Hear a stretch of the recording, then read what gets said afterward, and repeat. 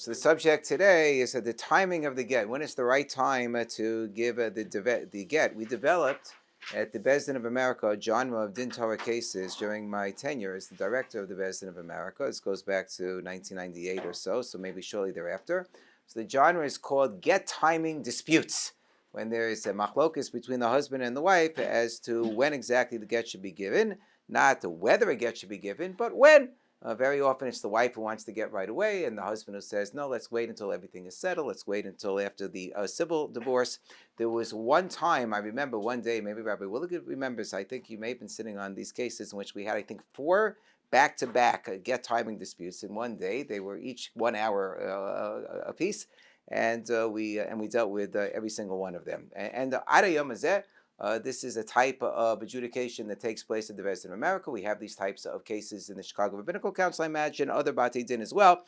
But it has to do really with this very question: when is the appropriate time, or when there is a divorce, for the get to be given? So Rav Moshe Feinstein has a tshuva in Yoredei Chelik Daled, Siman Tes Vav Os Beis from Shnas Tovshin Lamed Zayin.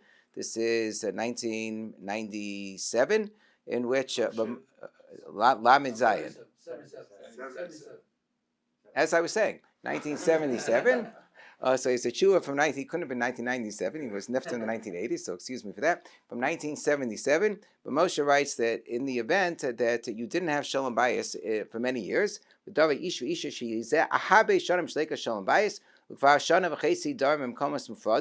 and they are already separated from each other for a year and a half. Is that just the circumstances of the case, or does that have some independent significance? We shall see. And the Beis Din came to a determination that it's not possible to make a shalom bayis. That it's not going to be possible. Shalom bayis is not a possibility, and the couple is living apart, and they have been living apart for a long time. So with that combination of circumstances, says Rav Moshe, so Rav Moshe says that they're obligated to divorce, meaning that they should have a get. It sounds like right then and there they should do the get. Neither party should hold up the get, despite the fact that they might have monetary disputes, meaning monetary disputes have nothing to do with it in terms of the obligation to give the get. Now, and to receive the get. That doesn't necessarily mean that's the first order of business. It means that they should take care of the get. It says with Moshe, they should take care of the get, and they should also take care of the monetary disputes. So they should go in front of the Beis Din in order to take care of the various claims when it comes to the monetary matters. And to take care of the giving and the accepting of the get. So it says Rav Moshe that it is the appropriate time to arrange for the get proceeding when there is no chance for shalom bayis anymore. Beis Din has made that determination, and the couple is already living apart, and it sounds like has already been living apart for a material significant period of time.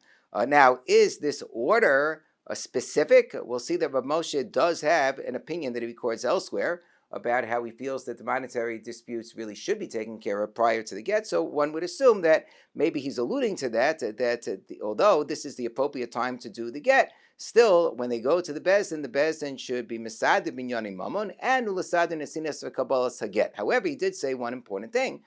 In the course of presenting this order, he said that neither party is allowed to be Ma'agein B'Shum Iku Mitzad Tvias Mamon. In other words, that the monetary claims that they have should really have no bearing with respect to whether or not a get is given, which sounds a little bit also like the monetary claim should not be used as a bargaining chip or as a negotiating tool with respect to the get. It's just that it's important to get the monetary claims out of the way, ideally prior to when the get is given, but this is all part of the process. Now, let's say that somebody is planning to use the monetary claims as a negotiating tool to say, I'm not going to give you the get unless you're going to comply with me with respect to the monetary claims. If the husband would say that, or the wife would say that, I'm not going to accept the get unless you give in to all of my monetary demands. So Rav Moshe says that's improper. That's improper. That's exactly what he says, that neither party is allowed to hold the get up. Bishum ikuv mitzad tviyas mamon. So that lends the question as to whether the Bezdin it determines in a particular case that somebody is going to use the get as a bargaining chip, as a leverage, as a negotiating tool, that maybe the order should be reversed in such a case. At least that would be a possible consideration based on the way that this is presented by Rav Moshe. Now, the 18 months Rav Moshe speaks about does kind of connect to an earlier shita that speaks about when is the time that we wait to see if a shalom bias is something that can be worked out. Remember, we're not so trigger happy when it comes to gittin in general. The Mizbeach sheds tears, as we all know, if a husband and wife get divorced, especially from a first marriage, and therefore we do try to save marriages. So what is there a period of time in which we say that a couple should try to be given the opportunity to work things out, but only if we see that it's not working out? After a certain period of time, that's when we should proceed with the get. So there's a sheet of Rabbeinu Yerucham in the Meisharim, where Rabbeinu Yerucham says that in the event that you have a situation where the woman says, I'm not interested in my husband anymore, I want him to give me a get, and the ksuva, and the husband says, I'm not interested in her anymore, but I don't want to give her a get. I'm not interested in her, but I don't want to give her a get. So it seems like we have a shalom bias issue over here. Neither party is really asking for shalom bias. So says the Rabbeinu Yerucham, talking about how we wouldn't consider her to be a meredis in such a situation. However, we would wait for 12 months and to see whether he's going to have a change of mind to give her a get or not. And if he doesn't want to give her a get for the 12-month period, after a 12-month period, but he still says he's not interested in living with her, so then kofin also the garish, and then we require him to give her a get. She gets the ikak ksuva, but she doesn't get the tosefes ksuva in that particular case. That's the ruling of Rabbeinu Yerucham. So he has this 12-month period, and perhaps more famously, you have the opinion of Chaim Palaji in the Sefer Chaim V'Shalom, in which he says that you have situations where there clearly is no shalom bias between the two parties. But one party is simply holding up the get, not for the purpose of shalom bias, not for the purpose because they're saying, oh, I really think that this marriage is still viable. That's an important point within Rav Chaim Palaji. But he says that a person is only holding up the get, either the giving or the receiving of the get, out of hatred or spite. The get is being withheld. So he says that sometimes it's the man who wants to get to give the get, and the woman doesn't want to receive it, and sometimes and she's holding it up, shalol l'shem shemayim, and sometimes it's the woman who wants the divorce, and it's the man who doesn't want. A get, and because he is so angry at her, he refuses to give her a get. Shalol l'shem shemayim. So then says Chaim Palaji, I'm going to give a circumscribed time period for this situation. If they're really not getting along, and it's as Ramosha writes, right, that the shalom bias is clearly determined not to be a possibility, and it cannot be rectified. There is what we call irreconcilable differences, right? I think that's a category in civil law as well, in terms of grounds for divorce, irreconcilable differences. Yamtinu ad zman chai chadoshim. So he says, let them live a little bit. 18 months, okay, chai, and that's exactly the time period that Rav Moshe spoke about. Now, did it just happen to be in Rav Moshe's case that it coincided with the 18 months? Was that written deliberately? I can't tell you. But certainly the 18 months has this precedent in Rav Chaim Palaji. Bezin sees that they can't make shalom bayis. So then they should separate the zug, and they should require a get to be given until the husband screams Rotza Ani, and he says that I found this as precedent in the Sefer Hasidim. This the comment of Chaim Palaji of Kofin Lasses get. The idea of that we're going to exercise the actual kfiyah, says that Tzitz Eliezer in Tshuva printed in Chelak Yuzayin Siman Nun Beis, that this is he is a yachid Yechidah hu bezer. It's a shitas yachid as far as he's concerned, that you would do actual kfiyah. And Rav Ovadia Yosef and many others explain when we speak about kfiyah in this context, efshar Delav kefia bishotin kamar. We're not talking about whipping the fellow and beating him up and using cattle prods and all of those nice things. Ela bidvarim mikra ela bidvarim. Rather, it means that we put some verbal pressure upon him.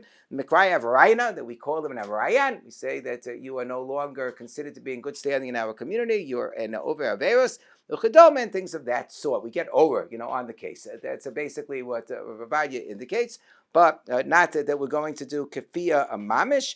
And others point out that since Eliezer makes the argument, which I think is pretty clear from the context, that we're not talking in either of these cases. We're certainly not in Chaim Pelagia would say the same thing with respect to Rabbeinu Yucham, where there is somebody making a legitimate claim that there's a possibility of shalom bayis. We're talking about where it's basically understood that from both parties that there's no real interest in continuing the marriage. And the Tzitz Eliezer says this was basically the case of the Sefer HaChasidim as well, which is being quoted by Rav Chaim Pelagi, where neither one of the spouses was interested in making the marriage work. So they're not interested in making the marriage work. Yesh Gavul at a certain point in time, especially one of the parties wants to do a get, so the other party has to cooperate, and we put a certain amount of pressure in order to see to it that we draw a line.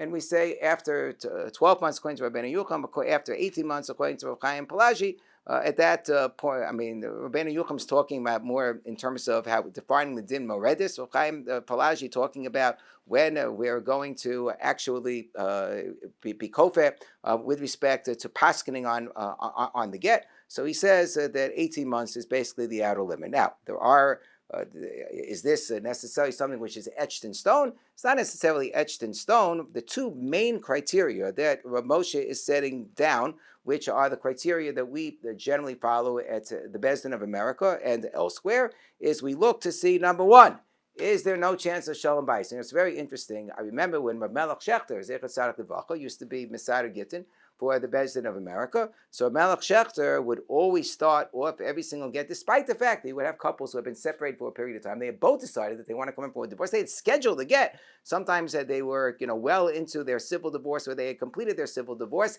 Every single time he decided to get, he would start off by saying, "Are you sure that you want to get divorced? Are you absolutely sure? Maybe there's a way of saving this marriage." I sat in on one get that Rav Melech Shechter presided over, where it was a couple from New Jersey, and the wife had become frum. She was a Baal Shuva, and the husband didn't want to go along. But otherwise, they still loved each other. But she absolutely 100% insisted that he would not become religious, and she felt she couldn't live with him anymore, and that was the reason that they were getting divorced. And Rav Melech Shechter asked them, "When was the last time that you were together?" And they said, "Last night." Because it was an unbelievable thing. So he said, "You really sure? You love each other, so you're really sure you want to go through with this?" And they both started crying, bawling, and whatever. They said, "Yep, we're sure. Okay, so did the get. It's a very, very, very sad situation. But that goes to the second criteria, which is that Rav Moshe points out, forget about the 18 months already. But the second part is the more important part. They can't be living under the same roof anymore. So it has to be, even if they were living under the same roof the previous day, they can't be living under the same roof the next day, because you can't do a get when a couple is under the same roof. That's the case of Lon Bepundaki, which is codified in the Shulchan Aruch and Siman Kuf Mem Tes, where if you have a husband and wife who are going to be under the same roof after the get has been given, so it doesn't mean the get was no good, which people commonly think. It invalidates the get. No, it doesn't invalidate the get, but it necessitates another get. Because we say, hein edi yichud, hein edi bia, that we assume that a new kiddushin happened in the interim, and this is related a little bit to the halacha in Siman Kuf Yutes, that the lo tadri mo b'chatzer, that after you have a husband and wife who get divorced from each other, they're not allowed to live in the same courtyard as each other, right? If she was an Ashes Kohen and there's not even a chance of remarriage, and it can't even be in the same shkuna, in the same neighborhood, and the Beis Shmuel says that it's if there was a case of an Ashes Yisrael who got remarried, that let's say it was just any woman who got remarried, not just the question of a single woman to a Kohen, but a woman who now got remarried to somebody else, so then it's an even larger area that they are not allowed to live in the same general region of with each other. And the concern over there is znus, because we're worried about pritzus, but connected to the concern about pritzus is we're worried also that if they are together, it's going to require another get. This is sometimes a sticky situation because you can determine that it's a terrible, terrible divorce where the couple clearly does not have a chance to show them bias. There might even be abuse, where there's no question in the world that you wouldn't want to even try to bring about shalom bias because it's just not a healthy situation. The husband is downright abusive of the wife, but because of logistical considerations, there's just not the ability to move out to a different place. So Ezra Basri talks about how the idea that once a couple is divorced, they can't live in the same chutzner. So that means that the entrance is in the same place. But let's say you have multiple stories. The Get Pasha talks about a case where you have like a building or duplex. We have multiple stories, but they both have to go through the same entrance. So he says that's considered to be the same chutzner. But says Rav Ezra Batzri in his Dinah Yishos that if you would have separate entrances coming from like different directions, one going to the upper story, one going to the bottom story. So then there could be a possibility that if you really need to do a get, and otherwise you have a husband who's never going to move out. So I remember in Queens, there was a case like this going back, I don't remember, maybe over 25 years ago, I think. I think approximately 25 years ago, maybe a little bit more than that. Very abusive, terrible situation, very nasty divorce.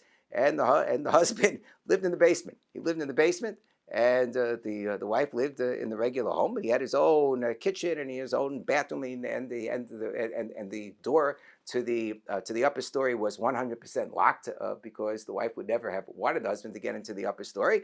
And there was one separate entrance, like through the side to the basement, and there was an entrance to the front of the house, through the other direction.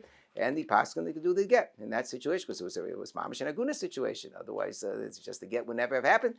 So sometimes you have to navigate that. But those yes. Shchuna is for the mavoi. Mavoi is for the chatzir. Excuse me. Let me say again. Chatzir is for a woman a regular case. And then mavoi, which is like a little bit larger of an area, then a chatzir is for Eishes Kohen. And then shchuna, which is the larger area, is for a woman who got divorced from her husband and now she has gotten remarried. So those are the three. That's the way the Beis Shmuel breaks it up. What?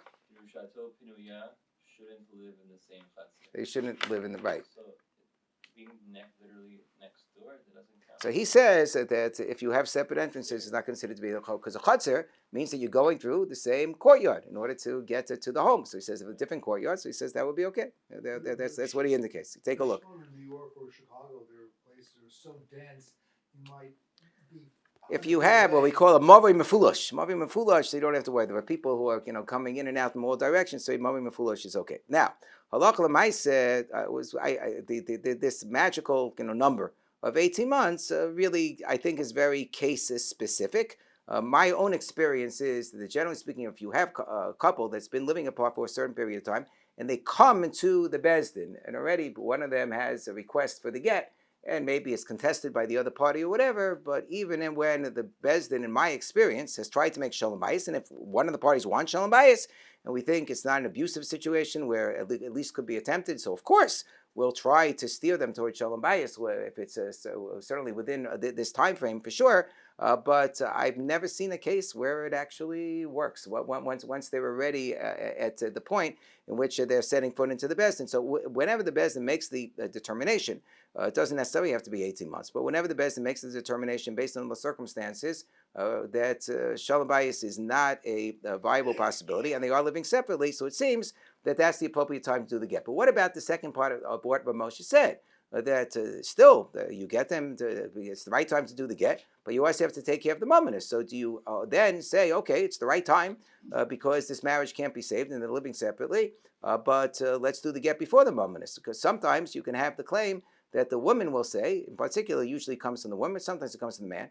The woman will say that if I wait until all the mumminess are settled, maybe he won't be satisfied with the way the mumminess will be settled, and then he'll decide not to give me a get. Or maybe he's going to use the get, like even Moshe said, he's not, that you shouldn't be allowed to do that. He'll use the get as leverage. He'll use that as a negotiating tool. Say, oh, you want the get, so then give me X, Y, and Z, and it's not going to be fair because then we're not going to have a proper disposition of the case. Or a third possibility is that you have either the woman or the husband who says that I don't want to wait until the mumminess are settled because I want to start dating. I want to get so I can start dating. I can move on with my life. So are these considerations that should be taken into account? You should know that the minhag of a sambate din is to do the get first, so that it not be used as a weapon, precisely for this reason. And then the question is, but is that even legitimate? Maybe there's a concern that we say that you're supposed to have a get krisus, right? That's supposed to be so. It's supposed to be a get krisus. So the Gemara in Sukkah Daf Chav Daled Mebei speaks about davar hakores, sefer krisus, davar hakores beino lebeina, that it should completely cut them off, right? Cut them off from each other. So maybe if they're still going to be involved in wrangling over mammonas, so it's not a krisus. Now it's a sefer krisus. They're still connected in terms of the mammonas. But as there's a tafshin pei daled Beis Din decision from Eretz Yisrael that I came across. It is from the Beis Din in Ashdod. It was written by Rav Avraham Harush, and he sat together with Rav Ido Shachar and Nehemiah Nesher. And Rav Avraham Harush points out that there is a Rashi in Sukkah Daf Chav Daled Beis who points out that the idea that you need to have absolutely this davar hakores beino lebeina means that you can't have kol yameha kishurabo. That it can't be something like the husband makes a tanai, you're never allowed to drink wine the rest of your life, because because of this tanai, she's always going to be connected to this limitation that was imposed upon her by her husband. Therefore, she's always going to be connected to her husband. But if you just mammonos, that will take a week, a month, a year, 2 years, 3 years, but it's still going. There's going to be an end in sight, a light at the end of the tunnel in terms of resolving the mammonos. So that wouldn't seem to invalidate the get per se. Yes, question. What about child custody issues? That can go on for years. Child custody could also go on for years, but of course, not forever. It can outlive certainly even the duration of the marriage, as we know. Or right. the parents But it's not going to go. But it's right. Well, again, the adjudication will take place over a certain period of time. New disputes that come up afterwards are new disputes. Okay. So anyway, the Beis Din of America adopted standards and guidelines for get proceedings, and if you go on the website of the Beis Din of America, you can actually find this. There are some fascinating things that you'll find in the Beis Din of America website, besides the unparalleled integrity, is that you will find the standards and guidelines that say when a husband and wife agree to come to the Beis Din to adjudicate financial and custodial matters relating to the end of their marriage, whenever feasible, the Beis Din of America finalizes the get at the beginning of the proceedings between the parties. So it's very explicit in the Beis Din of America that they view this as a desideratum to take care of the get as the first order of business. In fact, that's not even the original language. The original language, when this standard was adopted back in the year 2000, it happened that there was an Aguna group, an Aguna advocacy group at the time that was campaigning to get certain Batei Din to adopt uniform standards, how they're going to treat the parties and so forth. And one of the things was an agreement as to when the get is going to be done in the proceedings so that it not be used as a weapon or as a bargaining chip.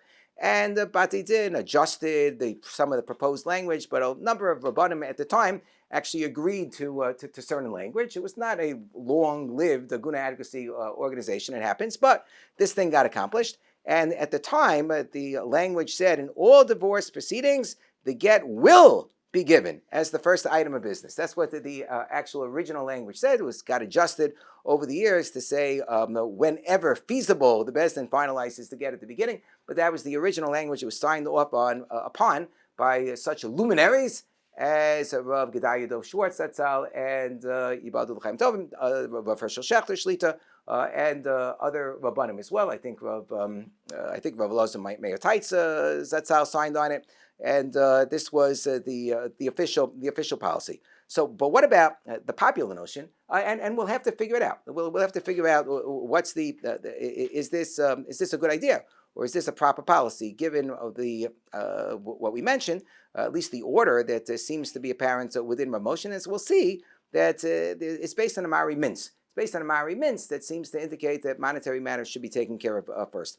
But what about the popular notion of waiting until the civil divorce to do a get? When we say very often that's the dispute. One person says, "Oh, I want to wait until the civil divorce is over." Halakha doesn't have a notion of civil divorce, right? And certainly in Eretz Yisrael, if you're doing things according to Jewish law, the get is the civil divorce. That's to say it's hainu taking care of whatever else needs to be taken care of, and the get is given, and that's considered a divorce. We have Israelis who sometimes come to our Beis Din and they want to do a get, and then they want to use the get as the civil divorce. It's not going to work in America, but in Eretz Yisrael, if they present the get in front of the Rabbanut in Eretz Yisrael, and the Rabbanut stamps the get with their official stempel. So then that actually can become the civil divorce, which is why you have to be careful. You have to realize that the get could be viewed as the end of the process, and not necessarily by both parties. It could be one party wants to make aliyah, and they're going to use this as the end of the process. And the other one says, well, wait a second, when am I going to get my monetary issues resolved? So it also comes up in that context. But otherwise, is the idea that there's a separate civil divorce. So that's a function of living in goals. But it used to be, unfortunately, that it was much more widespread, that you would have members even of the frum community. I mean, Ada Yom Hazeh, it's not as if this doesn't happen anymore, but it used to be like almost a given that when it came to the adjudication of the monetary disputes, they were going to civil divorce instead of going to Bezdin. That happens to be wrong. It happens to be an Avera. It's an Isser al-Kos. It's a very, very serious Avera, but it was Maisim B'chol Yom. So when we talk about waiting until the civil divorce, it could have one or two different meanings. It could mean until the civil court gives out its judgment saying you're now divorced according to civil law, but we didn't adjudicate anything. You submitted your agreement to us. You submitted your Bezdin decision to us. And on that basis, we're giving you the civil divorce. That's the way it's supposed to work. That's the way it should be. That's 100% legitimate. Or it could be that the parties are going to adjudicate their cases in a civil court. But it means, so when a party says, I want to wait until the civil divorce, it means one of two things. Either I want to wait until I adjudicate everything in civil divorce, in civil court, or it means that I want that I'm not chas v'shalom adjudicating in civil court, but I want to wait until the civil court gives me permission to remarry according to civil law when they actually are going to issue their civil divorce judgment. So there used to be a popular form of the prenuptial agreement that was issued in certain parts. I haven't seen it for a long time. I think it used to be a form that was popular in the KJ community on the Upper East Side. That had the parties when they would get married. This is before the popularization of the current, version of the Bezdin America agreement. But it would say the parties agree that upon a civil divorce, they will cooperate with each other with respect to giving a get. So that itself is very questionable if you're giving it based on that agreement. But the more questionable part was, I recall that it also had a clause saying, and if either party doesn't comply, the other party agrees that they will pay a penalty of such and such. So obviously that's a knas, and that's much more problematic. But that was the form that I remember circulating. There was, in fact, a much more concerning proposal along the lines of connecting the get to the civil divorce that was proposed in the Reform movement, or ruled upon in the Reform movement, going all the way back to 1869. That the 1869, the Reform movement paskin that you don't need a get if you have a civil divorce. The civil divorce is the get, hainu hach, based on the principle of dina de malchusa dina. They say, well, that's part of dina de malchusa.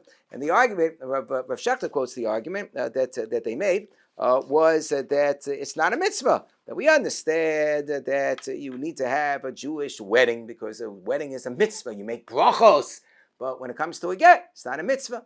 The haraya that it's not a mitzvah is that you don't make a bracha on a get. Now, we know that this is kind of like a little bit of a question mark. The Ber Heitev, whether it's considered to be a mitzvah or not, the Ber Heitev actually says that a get is considered to be a mitzvah, and that's why we do a get shchimera, for example, for somebody who doesn't have any children, even though you're going to be mevatel the mitzvah of chalitza or yibum. Why? Says the Ber Heitev, because of the fact that this, according to Maranach, that because of the fact that this is also a mitzvah, because it says, so why don't you make a bracha? I mean, there are all kinds of reasons you might not make a bracha. We don't make a bracha in staka either. You don't necessarily make a bracha in every single mitzvah. But he gives a reason you don't make a bracha because sometimes it's an avera. Sometimes it's an avera. Like, for example, when there is no good reason why the husband is divorcing his wife, it's just because he decided that he's had enough of her, where he's going to follow the view of Rabbi Akiva, the matzah acheres na'imen, which we don't paskin like, and he's going to divorce her arbitrarily. So then we say that it's an avera, and that's why there wouldn't be a bracha in that particular case. That also, by the way, it gives credence as well to the practice of a Melech Shechter to make sure that we're not facilitating an avera, right? That if there is a chance of shalom bayis, So we have to really clarify that before we do a get, because otherwise we could be helping parties do an avera, which we don't want to do. So that actually makes sense that you should put certain protocols in place to see to it that you don't do a get if in fact the marriage can be saved. That actually does make sense. But anyway, Rosh points out that whatever the reason for lack of bracha at the time of the get, and even if you would accept that the get is not a mitzvah, and of course we hold that a get, generally the whole idea of a get, it's one of the mitzvahs of the Torah, but it's in the realm of Issa v'Heter. And as the Tashbetz points out, not that we necessarily need a Tashbetz, but it's nice that I found at least one Rishon who says this explicitly, that the whole concept of Dina D'Malchusa Dina is a concept that only applies to Dinei Mamonos. You could argue it has to do with minting of coins, criminal law system, but certainly does not apply to Isser V'Heter. Anything which is Isser V'Heter is completely outside of the realm of the government, and Ein Lecha Isser V'Heter Gedayla Mizu, when you are dealing with the question of doing a get and being Matir Eishis Ish Li'alma. It doesn't mean that you don't separately have a need to comply with the idea of obtaining a civil divorce according to the laws of the land, but that's a totally separate inyan from the requirement of doing a get, so that a woman is going to be permitted, according to halacha, to marry somebody else. But there were some French rabbis in the turn of the century. I have to be careful when I say turn of the century. Turn of the 20th century. When I was growing up, turn of the century meant like the turn of the 20th century, because that was the century. It's very hard to comprehend the fact that we're now more than 1/4 past the beginning of the following century at this point in time, so that I have to really define my terms when I say, for people like me, and I can imagine people older than me as well, the notion that turn of the century, it doesn't mean the year 1900 is becoming very weird. But anyway, there were some French rabbis at the turn of that particular century who wanted to make a takana that the marriage should just automatically evaporate at the time of the civil divorce. Not that the civil divorce is a get chas v'shalom, but they wanted to have a t'nai v'nisuin. There'd be a condition that every single, because they were worried that all these people were getting divorced without a get, so it could be mabem mamzerim b'soch chas v'shalom. So they said, we have a great idea that we'll just have people make a t'nai v'nisuin when they get married, that this marriage is conditional upon there never being a divorce. In the event that there's a civil divorce, so then it turns out that we were never married l'chatchila. They thought this is a great idea, right? Except that there's a problem, because the Gemara says, Ein t'nai v'nisuin. So Rabbi Yehuda Lubetsky was a Rav, an enterprising Rav, who really felt that this was going to be his cause celebrity in life.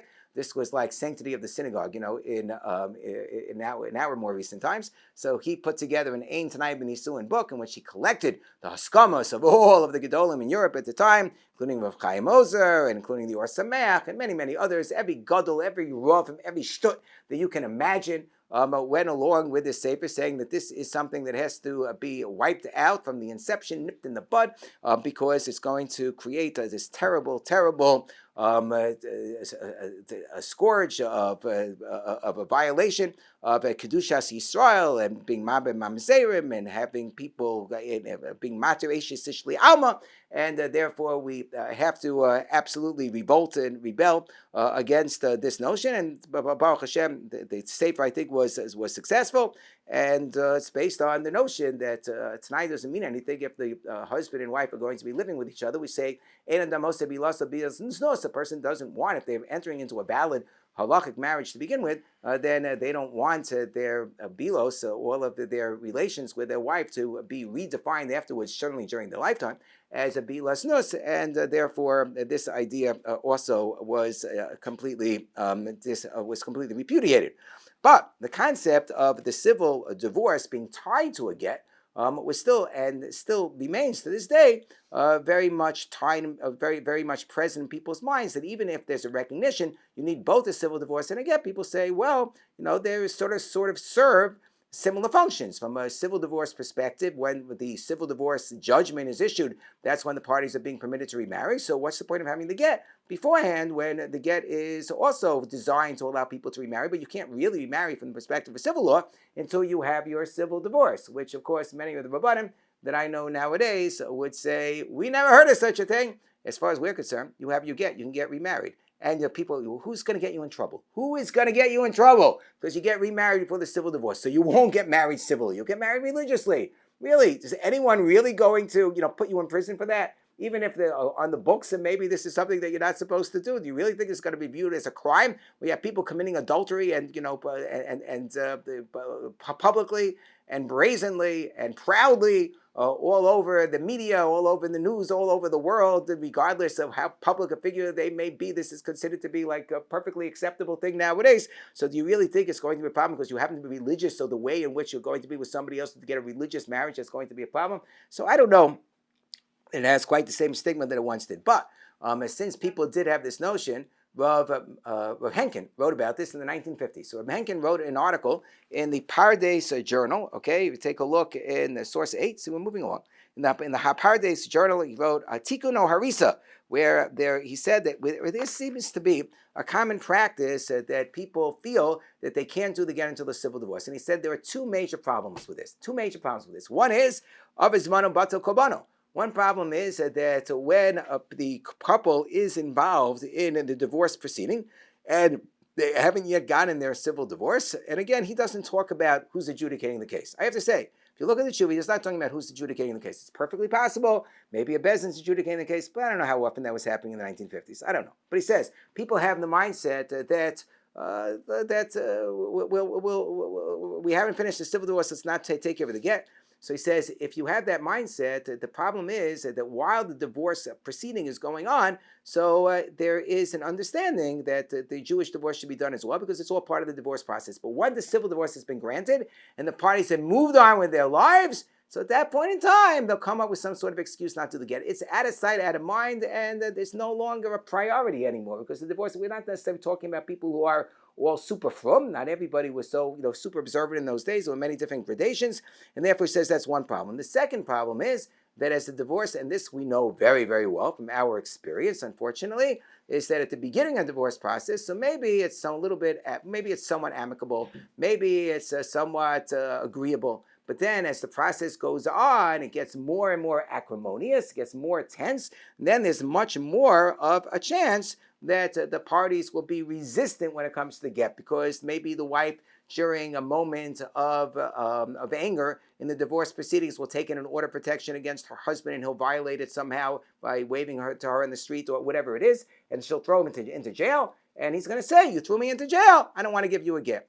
This happens, that you have these things, unfortunately. I'm not saying sometimes it's legitimate to take an order of protection. Sometimes I'm not saying it's always legitimate. Don't get me wrong.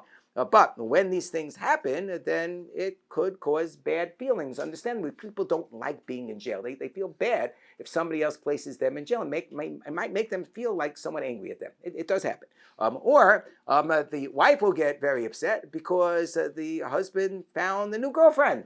And even though she was okay with the notion of divorce, but in the middle of divorce proceedings, he's hanging out with another woman, she goes, I don't want to accept a get from him, just so he'll be able to now make it legitimate or whatever. So Rapenkin talks about those specific examples, but then he says, you think I only know halacha? I know civil law too, because I'm good friends with this Jewish judge. His name is Rozalsky, okay? And this Rozalsky fellow tells me that there is no problem, that from a civil law perspective, they don't care. If you do the get before the civil divorce, it's all perfectly fine and rosy, and you don't have to worry about it. And he says, so you're worried that somehow you're violating the civil law standards because you're giving somebody permission to remarry before the fact that you're permitting them to remarry before the fact that they've received their civil divorce. He says, no problem. He says, I heard from Rozalsky, שאין איכו מצד חוקי המדינה לעשות גט פשוט קודם לדיבורס, רק לכתוב בהפטור שעל פי חוקי המדינה זקוקים שניהם לדיבורס מדיני החוק. Just write in the Petor document that yes, it's true that we did the Jewish divorce, we did the get the parties of divorce according to Jewish law, but they also have to take care of the civil divorce. So this was a very, very standard part of the Petor that many Bati did have had for many, many years, to even when they're going to do the get prior to the civil divorce, a la Rav Henkin, they just write this particular provision in the Tudas Gerushin. So the old time Tudas Gerushin of the Bezdin of America says, let's say about, this is to certify that so-and-so has been divorced from her husband according to Orthodox Jewish law, and so-and-so is free to marry again to any Jew except the Kohen. something you put in the patur. You're allowed to put that in the patur. It's a matter of Jewish law.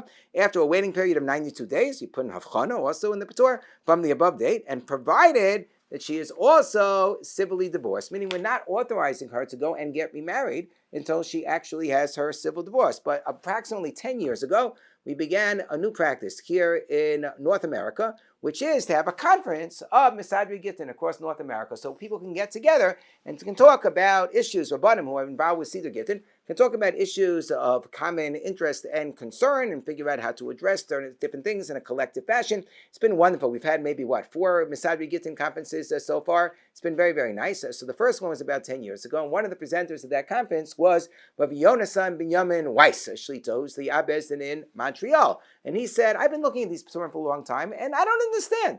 Why do we have that language in there? It sounds almost as if we're placing a shiur, like a limitation on the get itself, as if we're saying that this get is like harayat muteris, the chol adam chutz miploni, harayat muteris chol adam, but not until the but not until the civil divorce is granted. Now, granted, this is not the get, this is the patur, so it's not really such a big deal. Whatever you're going to write in the patur, it's not going to invalidate the get. But it says, why put on this limitation saying you're free to marry anybody, provided that that you also have obtained a civil divorce? So everybody screamed out, "Hey, what do you want from us?" It's Rav Henkin. So he said, "Let's look at what Rav Henkin actually wrote." Rav Henkin didn't say that. Rav Henkin said, "Rak lichto be'petur she'al-pi chukei ha-medina zukukim shneim l'divorce medina kachok."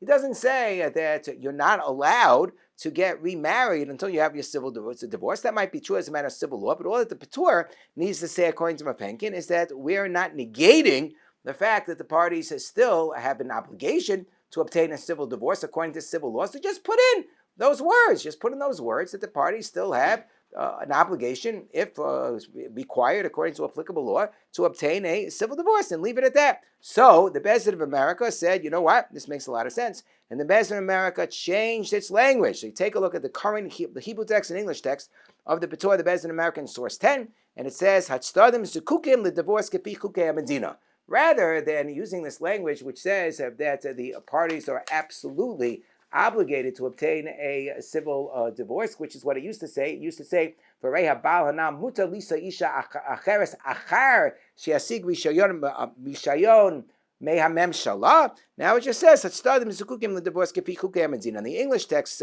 simply says the parties are required to obtain a civil divorce as required by applicable law. I got to tell you, in Chicago, we haven't changed the language yet because, we're very traditional and old-fashioned in Chicago. So the Chicago Rabbinical Council, we still have the language,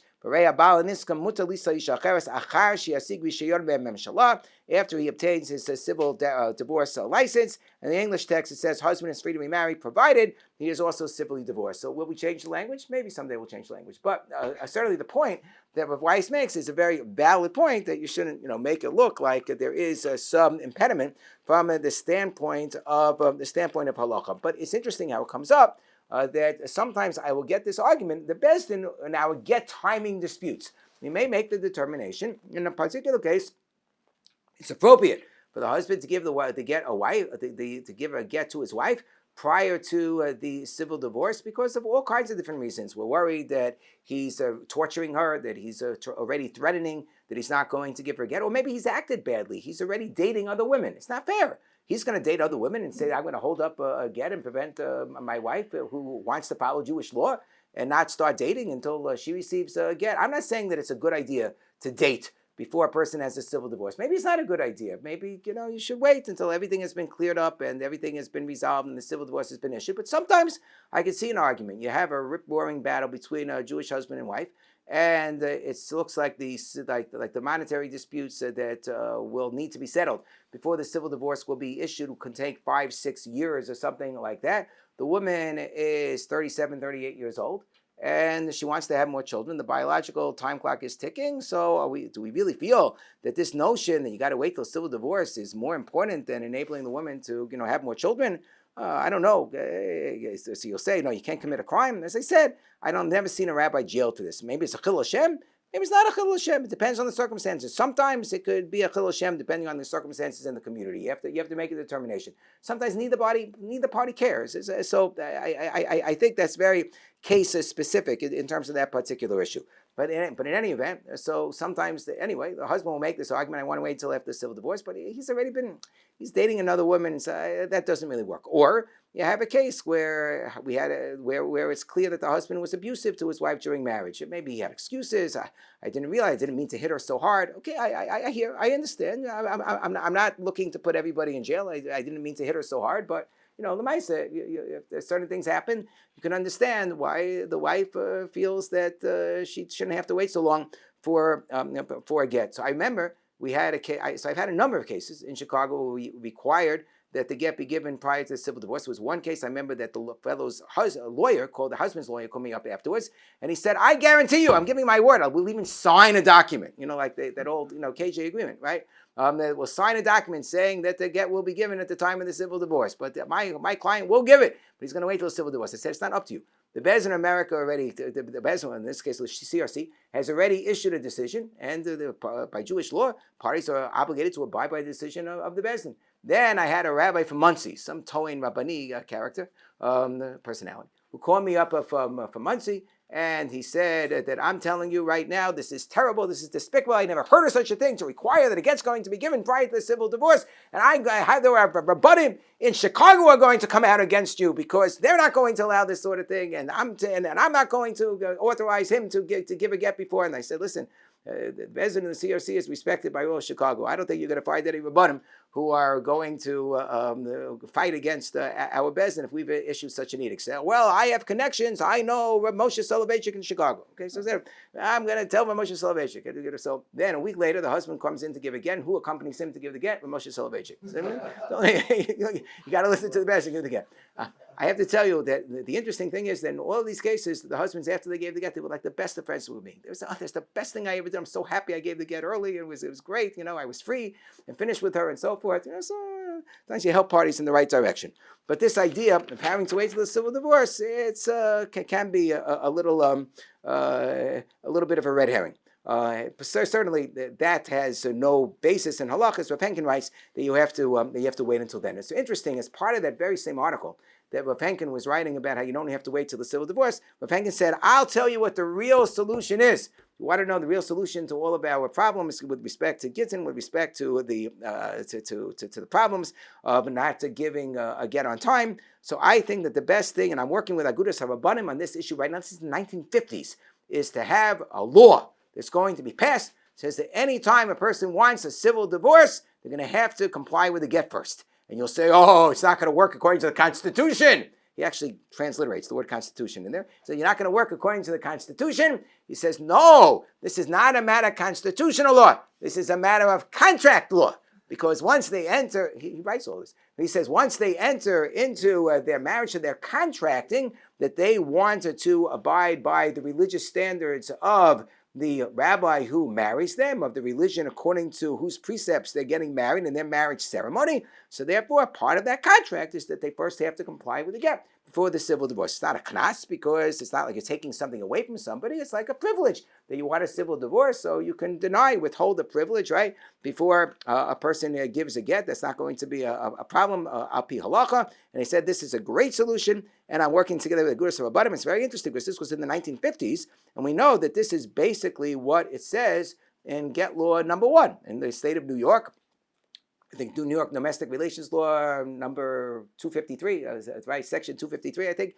That was get law number 1. And that's basically, there were a little changes, not exactly the nusach. It's more the person saying that they're going to give the get before the civil divorce will be allowed. I think that's not exactly what he was presenting. It's close, but maybe more problematic. But Rav Henkin said explicitly that that the get should be given prior to the civil divorce, that there has to be such a law on the books. It's interesting that Rav Henkin, who was a Baki, obviously a Baki Otzum and Gon Olam, when it came to halacha, that he also had this understanding of constitutional law because, as we know, he had a son, Louis Henkin, who became a top-notch constitutional law scholar. It's what Columbia Law School. And in fact, once I lectured there in the early 2000s, and I actually davened mincha in his office. He had a mincha minyan in his office every single day. So it's kind of like an interesting sidelight. But anyway, he does mention that as what he thinks is really going to be the best solution for the Aguna problem issue. Now, there are in terms of the three considerations that I mentioned of why a woman would be concerned, being an aguna, having the husband use the get as leverage, and being able to date. So, as I mentioned, the third one, I'm not always so sympathetic towards, but sometimes it actually does make sense when you have situations where a woman is going to be stuck for many, many years, and particularly if the man is also starting to date, and also, I hate to say it, but this is a consideration that poskim do take into account. Rav Sherman, when he was writing about the takana of Chaim Pelagi, and now he doesn't necessarily subscribe to it, himself, just because, as Tzitz Eliezer said, it's like a shitas yakid. Whenever there's 18 months of separation, so automatically that requires like fiyas segay system. But even in terms of putting a lot of pressure, he said I could see one situation where if there's a very long separation, where it is appropriate to pressure and to say that there's a chiyuv for the get to be given, and he says that's when you really have to worry about the Isser Eishes Ish, when the parties are not going to behave. They're secular, and they're sometimes, even if they're not completely secular, just that we have to recognize the reality of the world that we live in. And apotropos la'arayos, that when they're living separate lives and they are beginning to see other people, so you don't want there to be a mixture. And sometimes that, even though it's not a lechatchila consideration, obviously to allow for those relationships, particularly if it's not going to be in the context of marriage, obviously. But nonetheless, he writes, and other posts can write that as well. Lafushe meisura is definitely a consideration. So in Eretz Yisrael, the issue isn't so much, as I said, which comes first, the get or the civil divorce, but it's a question of just how long are the get proceedings going to take. Once the get is given, that is going to be the official governmental divorce, but it becomes a question of do you always do the mumminus first, or do they also have this consideration? Sometimes the mumminus is going to stretch out for a long time. Sometimes the mumminus issues aren't even going to be adjudicated by the Beis Din, because in Israel, the way it works is that it's a race to the courthouse, that it could be adjudicated by the Beis Din or it could be adjudicated by the Beit Mishpat, and it all depends on which one gets to which entity first. That whichever entity is contacted first by either the husband or the wife assumes jurisdiction of the case when it comes to the adjudication of Dini Mamanis, and the Beis Din may not even have control as to how long the issues are going to be. So it used to be that the get was never issued until everything was adjudicated, but more and more in recent years, there have been a number of Piskei Din which have been issued, saying you don't always have to wait till all the mumminous and custodial issues have been resolved, and you can take care of the get beforehand, especially if it's going to be for a very long time. What about the idea of doing the get and then putting the get in escrow until the civil divorce, so until various matters have been resolved? The husband says, "I'll do the get, but let's do the get, and the get will not be delivered to my wife until all the monetary issues have been settled to my satisfaction." That's a very dangerous one, because then you might be holding, the get forever in those circumstances, or until everything has been resolved, whether or not to my satisfaction. That's also too vague, because how are you going to define everything has been resolved? Let's say most of it has been resolved, but there's like one issue that is something that has to be paid out like a certain amount every single year for 10 years. So you have to wait until at the end of the 10 years until it's paid out. So it might be a little, more concrete, at least. And we used to do this. The Beis Din America, when I first started the Beis Din America in 1998, we used to, 1997, whatever it was, we used to have sometimes this arrangement where we would say that we'll deliver the get to the wife at the time in which we receive a copy of the civil divorce judgment, because that's something which is concrete and tangible and quantifiable. That you get it in the fax machine or whatever. In those days, to have fax machine, that you would get the copy of the civil divorce judgment. You would see it. It said civil divorce judgment. It was very clear, black and white, and so forth. So this is problematic for a few reasons. That even if you could ascertain that the condition has been fulfilled, there are miksholim, because you have a long time period between when the get has been written and when it's going to be delivered. We know we're not supposed to say it too loudly, but there's such a thing as bittul get, such a thing as the husband might do some hanky panky in between, and you don't want to take that chance. And also sometimes it also creates recriminations against the Beis Din, because the woman can say that the Beis Din's making me an aguna. Not to the husband, because the husband, he authorized the get, but it's the Beis Din, my refusing to deliver the get is making me an aguna. And we had a case like that. Oh, believe me, I remember that case. And finally, there's, I'm sorry? 9/11 story? 9/11 story is a different story. And then finally, there's also the problem that the husband can walk around with his head up high, saying, the Bezdin has my get. I'm not making my wife an aguna. I wrote a get already. I had a fellow who was, it was a terrible aguna situation. He was between Eretz Yisrael and New York and California and Texas. They had lived in different locations and so forth, where he came in and there was already a seruv that had been issued by the Rabbanut in Eretz Yisrael against this fellow. It was during one of his trips to New York. And he walked into my office and he said, okay, I'm ready to do a get right now. I thought, this is great. Okay, I'll call the sofer. This is like emergency situation. Here he is, the international me'agin. Right, he is right in the office. And he said, and it's no problem. I'll do the get, and you can deliver it as soon as the California civil divorce is completed. So sometimes, if you have a tangible, quantifiable thing like a civil divorce, you wouldn't do this normally, but okay, you have something tangible. But I knew who the woman's attorney was in Eretz Yisrael. I knew the woman's in Eretz Yisrael in California civil divorce. Somebody didn't compute 100%. So I called up the woman's attorney in Eretz Yisrael. And I said, do you have a civil divorce going on in California? Because he's prepared to do the get, but it'll have to be delivered, according to him, once the civil divorce is finished in California. Can you tell me of the status? He said, there's no civil divorce proceeding in California. There will never be a civil divorce proceeding in California. Had I allowed for the get to be given under no circumstance, he would have said forever afterwards, I'm not the one being ma'agid my wife, and I would have had a get that was totally useless. So you have to be very, very careful about this sort of thing. My policy became, because of all these different considerations, that I have a rule that I do not write a get unless the get is ready to be delivered immediately. That's the rule. No games of this sort that will hold up the get until this is done, that is done, this date, that date. No. What we do is we'll hold the patur.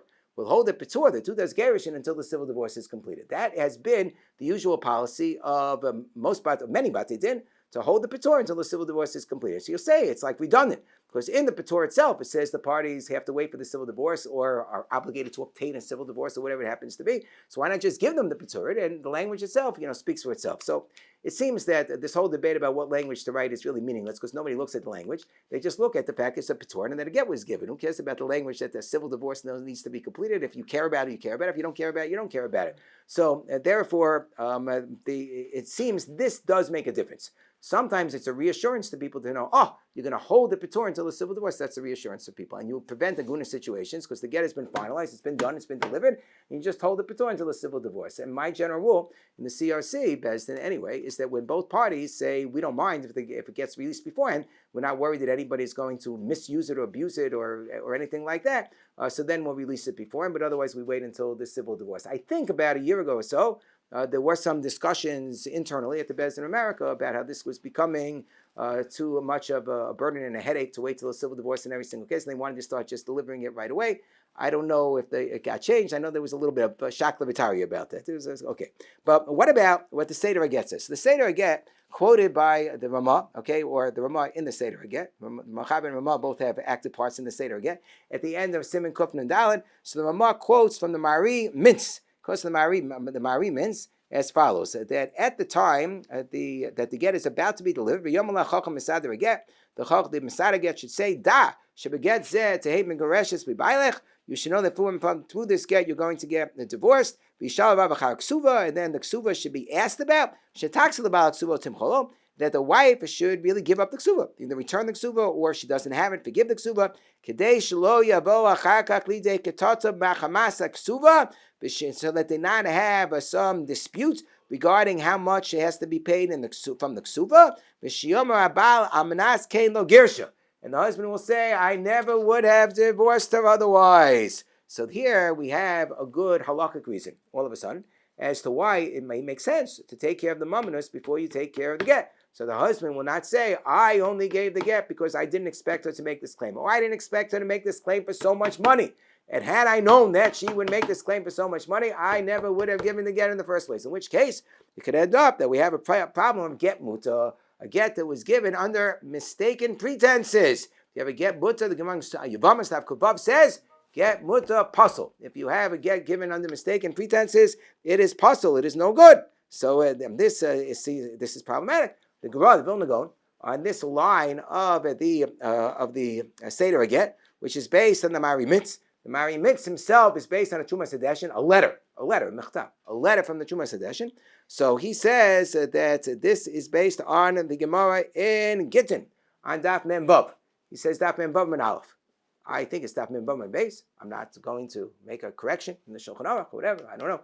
I haven't looked at every single edition. I haven't looked at every single edition of Shulchan Aruch. It says in the grill in the Biragor Gittin Mem Bava Mem Nalef.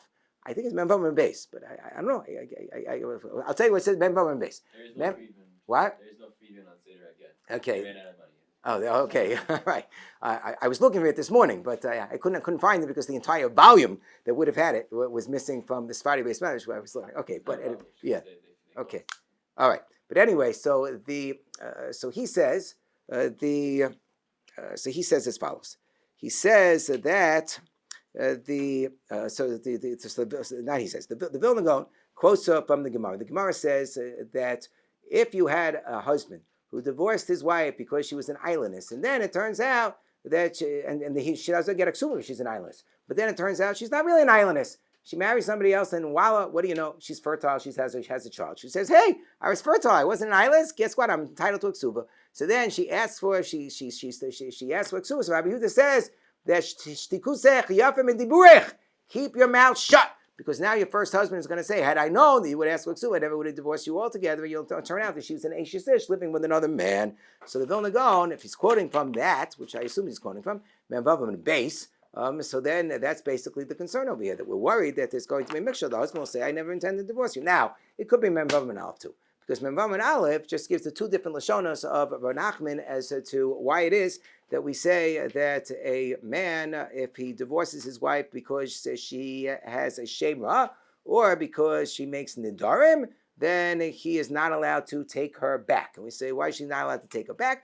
Because the two different Lashonas. The first Lashon is kilkul, that he may say, oh, it turns out I was wrong. You're really better than I thought you were. You didn't really make nidarim or whatever. So now I do want to. So now I never would have divorced you. And he'll be mekalkala because it'll turn out that she's an Ashish Ish. Same idea. So Mem Bava Mem Aleph works too, I guess. The second lashon is it's a knas, because this woman did these bad things, that she had a shema, or because she took nidarim and she shouldn't have taken these nidarim. So therefore, because of the shema, it's a penalty that we want to say to her that you're being punished. So we want to make it clear that we're declaring like publicly that this was a bad thing that the woman did. The nafka mina as to whether what we're worried about is kilkul or whether we're worried about knas is whether he needs to articulate why he's divorcing her at the time that he divorces her. In the event that we're worried about kilkul, it's only going to be kilkul, says the Gemara, in the event that he actually made like a tanai. Some say it has to be, Rabbi Meir would say it has to be a tanai couple. He made a tanai at the time that he gave her the get. I'm giving you this get because of the fact that you have a shema, because of the fact that you have nidarim. But in the event that it would not be true, so then this wouldn't be a good get. So that would be the only way that you could have a real kilkul if he would say something at the time. If it's because of knas, he should say something. But if he doesn't say something, we're still going to impose the knas. So this is but this is the source. Basically of what we're worried about in terms of the kilkul, that he might be mekalkel her afterwards by saying that I never would have divorced you otherwise, and therefore the whole divorce was a big mistake, and that's what we are concerned about. Now, this is not the only the only formulation of why it is that we want the ksuva to be resolved at the time of the get. There's also a formulation in the Seder Get of Yusfush. Rav Yusfush also has a Seder Get, and he has his own commentary on the Seder Get called the Berachas Hamayim. So the Rav Yusfush in Sifim, I don't have this in the materials, Sifim Reish Yutes and Reish Chav talks about this as well. He says, Yishal Rav Achar Ksuba Shetim Cholo Im Eina Biyada O Shiyuchal Rav L'Kora V'Tim Cholo B'Pnei Rav Ve'edim Shmi Mocheres L'Ksuba. And then he says as follows, Yazhirei Marav Lo Yikashurim B'Yakab B'Shum Dover. They shouldn't have anything to do with each other anymore. They shouldn't have any connection. This also sounds like you should take care of all the moments, not only the ksuba. Take care of everything. If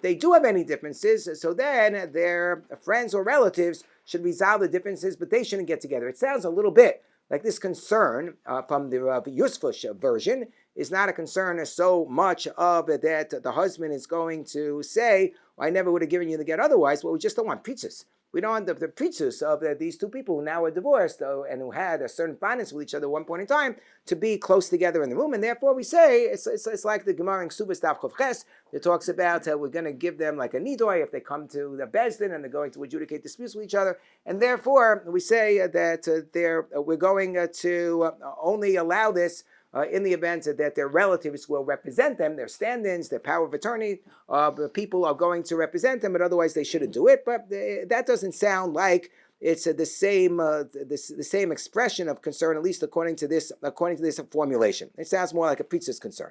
Yes, question. Forgive my naivete, but what happens, Misa, when you have a couple getting divorced, they have multiple children, multiple age, and then there's a chasna or another simcha, and they, the kids I want both my parents in the picture, and whatever it is. Is it a kind of The box says that derech ikrai is not going to be a problem. We don't want them living in the same area with each other. And again, if we're not talking about an Ishes Kohen or a woman who's remarried, that it's only going to be a problem if they're mamish in the same courtyard.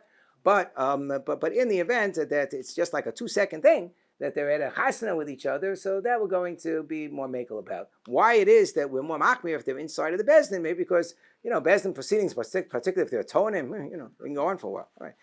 So chasna, how long is a chasna going to be anyway, right? Okay, never had yeah. drama erupt from post get simchas like this. You have no war stories like that. War stories.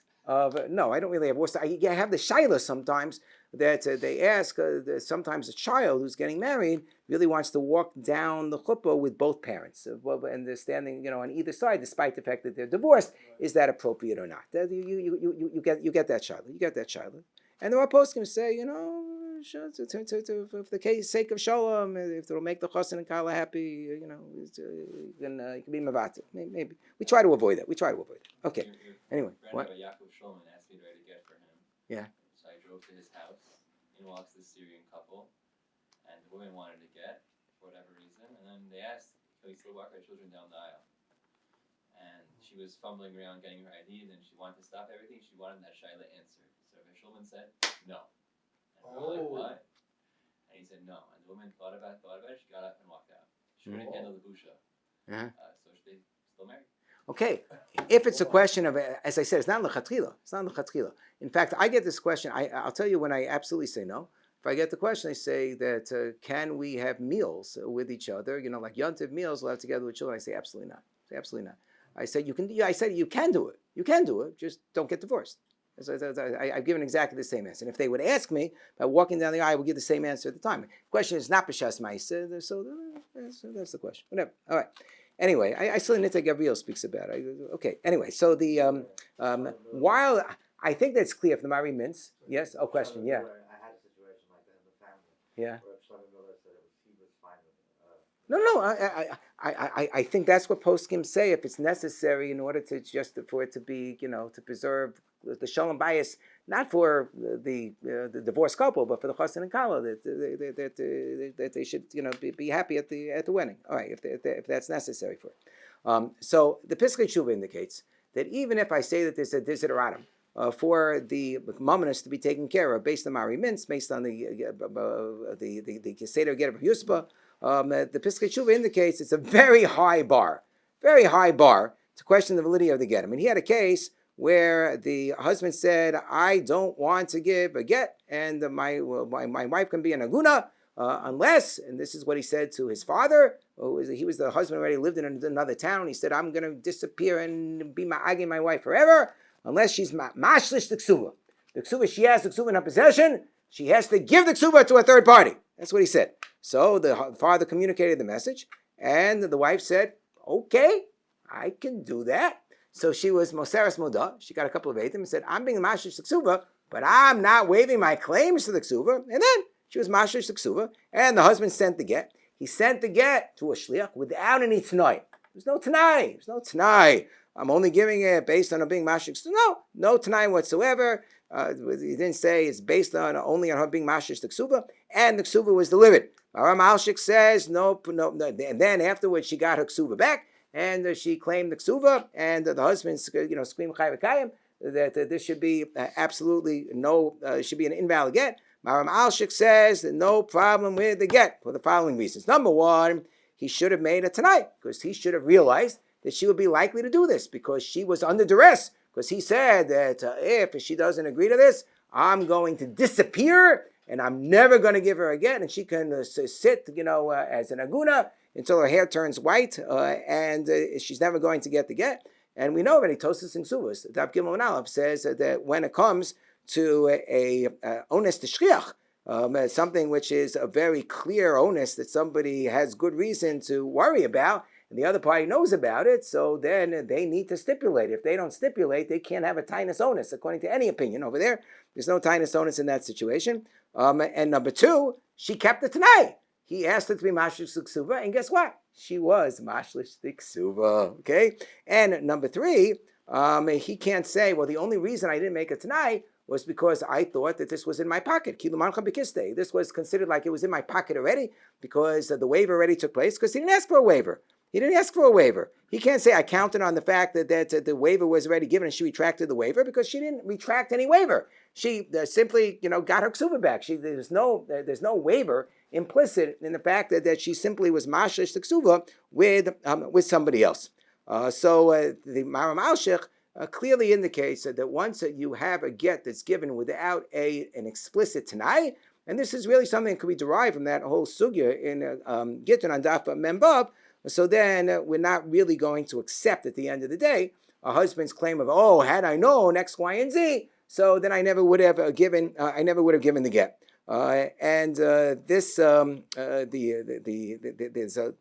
This is discussed at great length. This opinion of Ram Alshich and this whole approach is discussed at great length by this decision that I alluded to earlier from the Beis Din Ashdod in Tafshin Pei Daled, also talking about doing the get prior to dealing with the monetary matters.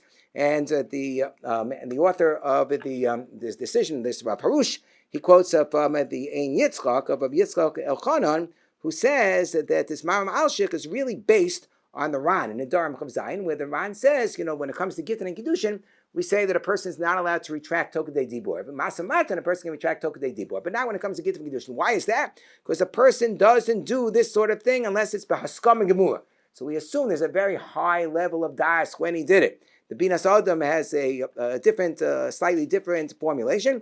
He says that a person is not megarish stam esishto. That we assume that even if there are other things that are lurking in the background, unless it's like a Tanai Mefurish, if there are other things lurking in the background, we assume that the real reason a man's divorcing his wife is because the marriage is really over. Otherwise, you're not going to take millions of dollars to divorce your wife. I can give a survey of anybody in this room, right? You don't give up your wife, even for millions and millions of dollars. So the fact that a person has some deals on the side, that's not the real reason he's divorcing his wife. He's divorcing his wife because he wants to divorce his wife. These were the types of considerations that played a very, very prominent role in the whole get me vaina dispute of the fellow who gave a get when he was on his deathbed, and he was Belit tonight, as stipulated by Yechil Mi Paris, that we don't do Gizan out tonight anymore, but they made all kinds of promises independent of the get, that if he would get better, she would remarry him, and then she thought better of it, and she didn't remarry him, and the vast majority of poskim, Sma, Marsha, etc., held that the get was 100% valid, and these were some of the different considerations. So the BNC deals with this. The BNC on Simon Kuf Mem Daled, he deals with this general question. This was a case where the wife, at her initiative, she managed to obtain a civil divorce from wherever they were. Binyan Sion lived in Germany, I think so. Wherever they were, she was able to. I don't know if that was where the case was, but she was able to obtain a civil divorce. But she was able to obtain it. Here, the civil authorities were nice, so I'll give you the civil divorce. But this is even before the adjudication of monetary matters. And then she had in mind that she's going to file for a claim. Not clear exactly where she was going to file for a claim. It sounds like maybe even the Beit Mishpat. She was going to file for a claim that he didn't have any money at the time of the divorce, but he was about to come into a big inheritance. And she had in mind that she's going to file for a claim. And the husband very much felt that she did not have any right to this inheritance, and he would be very upset if she would file a claim with respect to this inheritance. And the question was, could you do a get knowing that she's going to file this claim? And the husband might end up screaming that I never would have given the get otherwise if she's going to file this claim, particularly if she wins the claim. He would never have given the get otherwise. So would this be good or not? And the Biyan Sion has a whole discussion based on the Gemara on Daf Mem Vav in Gittin that we were speaking about. And starting from the Mishnah Mem Hayim Beis, talking about a person who divorces his wife because of the fact she has a shemo and a dharm, and the Mishnah Mem Vav Mem Beis about the case in Islandess. And is it because we're worried about kilkul or we're worried about knas? And he says that clearly, if we're worried about kilkul, it's very clear from the sugya that you would require a tanai. You would require a tanai mefurish, and either a tanai kafel or some shitas. There is a shita in Mishonim that it doesn't have to be a tanai kafel, but it does have to be mentioned at the time that he's actually giving her the get. But then there's the shita saramam. The shita saramam, which is quoted as the third shita in the Shulchan Aruch in Siman Yud, where this comes up. So Shita Haramam says that even if there wouldn't be any Tanai which is expressed whatsoever. Why is that? Because the Rambam was also worried about the Lishna Basra. The Rambam was worried that that the Lishna Basra does not cancel out the Lishna Kama. You could hold like both. The Rambam holds like both Lishanos. We're worried about Kilkul, but we also say it's a Knas. So if it's a Knas of Lo Yaksir, in those cases, those specific cases that we're mentioning, so therefore nothing would have to be mentioned. The problem is that the Rambam seems to indicate, as interpreted by the Maggid Mishnah, the Rambam seems to indicate that in the case of islandness, it's also not necessary to stipulate anything. So why? In the case of islandness, there's no knash, you didn't do anything wrong. That would only be a kshash kilkul. So why, according to the Rambam, would the halach of liaxis still be applicable in the case of islandness when all that I need to worry about is kilkul if he didn't actually say anything? So the Maggid Mishnah says, because sometimes it's so clear based on the circumstances that this is what he has in mind, even if he doesn't open up his mouth, it's clear that there is a t'nai going on over here. And if it would turn out that she's not an islandess who never intended to divorce her, even if he didn't say a word. Now, what happens, it says the Beis Shmuel in Siman Yud, that the vast majority of Meforshim don't hold like the Maggid Mishnah. Even the Beis Yosef says who says that the Rambam was talking about a case where he didn't say anything. In the case of islandess, he's talking about a case where he did say something. But says the Binyan Sion, if you hold like the Maggid Mishnah's interpretation of the Rambam in the respect to the case of islandness, so then you could conceivably worry that a man could mess up his wife even if he didn't say anything explicitly at the time he was giving over the get. Because the Binyan Sion is saying, what are you really worried about? The time in which you're actually giving over the get, it's the husband's not going to be able to do anything. So the Binyan Sion says, okay, there is one shita that you would conceivably have to worry about, but again, it's only one shita, and even the Maggid Mishnah says the Beis Shmuel is very much a shita, it's a yochid when it comes to this. So how much do you really need to worry? And at the end of the day, the Binyan Sion also says that, we quote Rashba, that when we say we're worried about kilkul, it's not that the husband could really be makalkal his wife. It means we're worried about laz, but like the Maram Alshich says, if it gets done, so we're not really going to invalidate the get anyway. So he says, look, the Marim Mitz indicated you should take care of everything before the get. I'm not the one to go against the Marim Mitz. Don't blame me. It ain't going to be me. Lo mila'ani libi. Lachloka din pashut shall say to again. Amuskam la'lokam ikol yisrael. Gam lo'isi shem chiluk. Benidon hashel lino shall say to again. I also, this is like exactly what the Seder Get is talking about. You should take care of monetary matters before the get. Amnam. Mikol makom mi shalibo rechava. But somebody who has a wide heart, and he sees that there are going to be problems with the delay of the get, and he wants to rely upon his das, not mine by the way, but he wants to rely upon his das lahakil to be lenient. Well, the Phineas daita yimtza smichuk tzas b'awasana. So then he could look at the tshuva that I wrote, and I think he'll have what to rely upon. Not me. Don't blame me. I didn't do it. But there are arguments and svaros to rely upon in my tshuva that other people will be able to utilize. So if you take the Binyan Sion, who says that it's very hard to concoct a case where the husband's really going to be able to mess things up, and you add something else to the mix, you can really avoid lots of problems. What do you add to the mix? You can add to the mix what the Aruch HaShulchan says. The Aruch HaShulchan says simply ask the question whether there are momentous issues that have not been resolved. And in the event that the momentous issues have not been resolved, right? That maybe she still owes him something, or he owes her something, and it's going to take time to pay it, and maybe it won't get paid in the end. Just tell the Baal, understand very well, look me in the eye, understand very well that the get is not dependent upon whether you're going to be happy with the final resolution of the issues. Get it? The get is given without any kind of a tanai whatsoever. You did a bitul modos, everything else, and it doesn't matter whether you're happy with the final outcome or not. And it's only on that basis that the husband gives the get. Shalei says, Shum shayachos klal get. Shimafilu lo tekayim, comma, haget nishar betakvo. And even if these things do not get resolved, the get will still be 100% valid. Ki ein anu nosten get out tonight, because we don't give gittin out tonight anymore. Shiva often say yitain a get. And only on this basis do you give the get under those circumstances. The husband says, no, I refuse to give a get on that basis. So it says the Aruch HaShulchan, so don't give the get yet. But if the husband agrees to give the get on that basis, so that's how you do it. So Rabbi Jachter, Mashlita, wrote an article in the Beis Yitzchak Journal a number of years ago called Gittin Minhagei Siddur Gittin Be'ezor, New York. And he quoted that his experiences talking to different Misadri Gittin around the world. And he said that Rabbi Leibish Landesman, Shlita, advised him, this is Minhag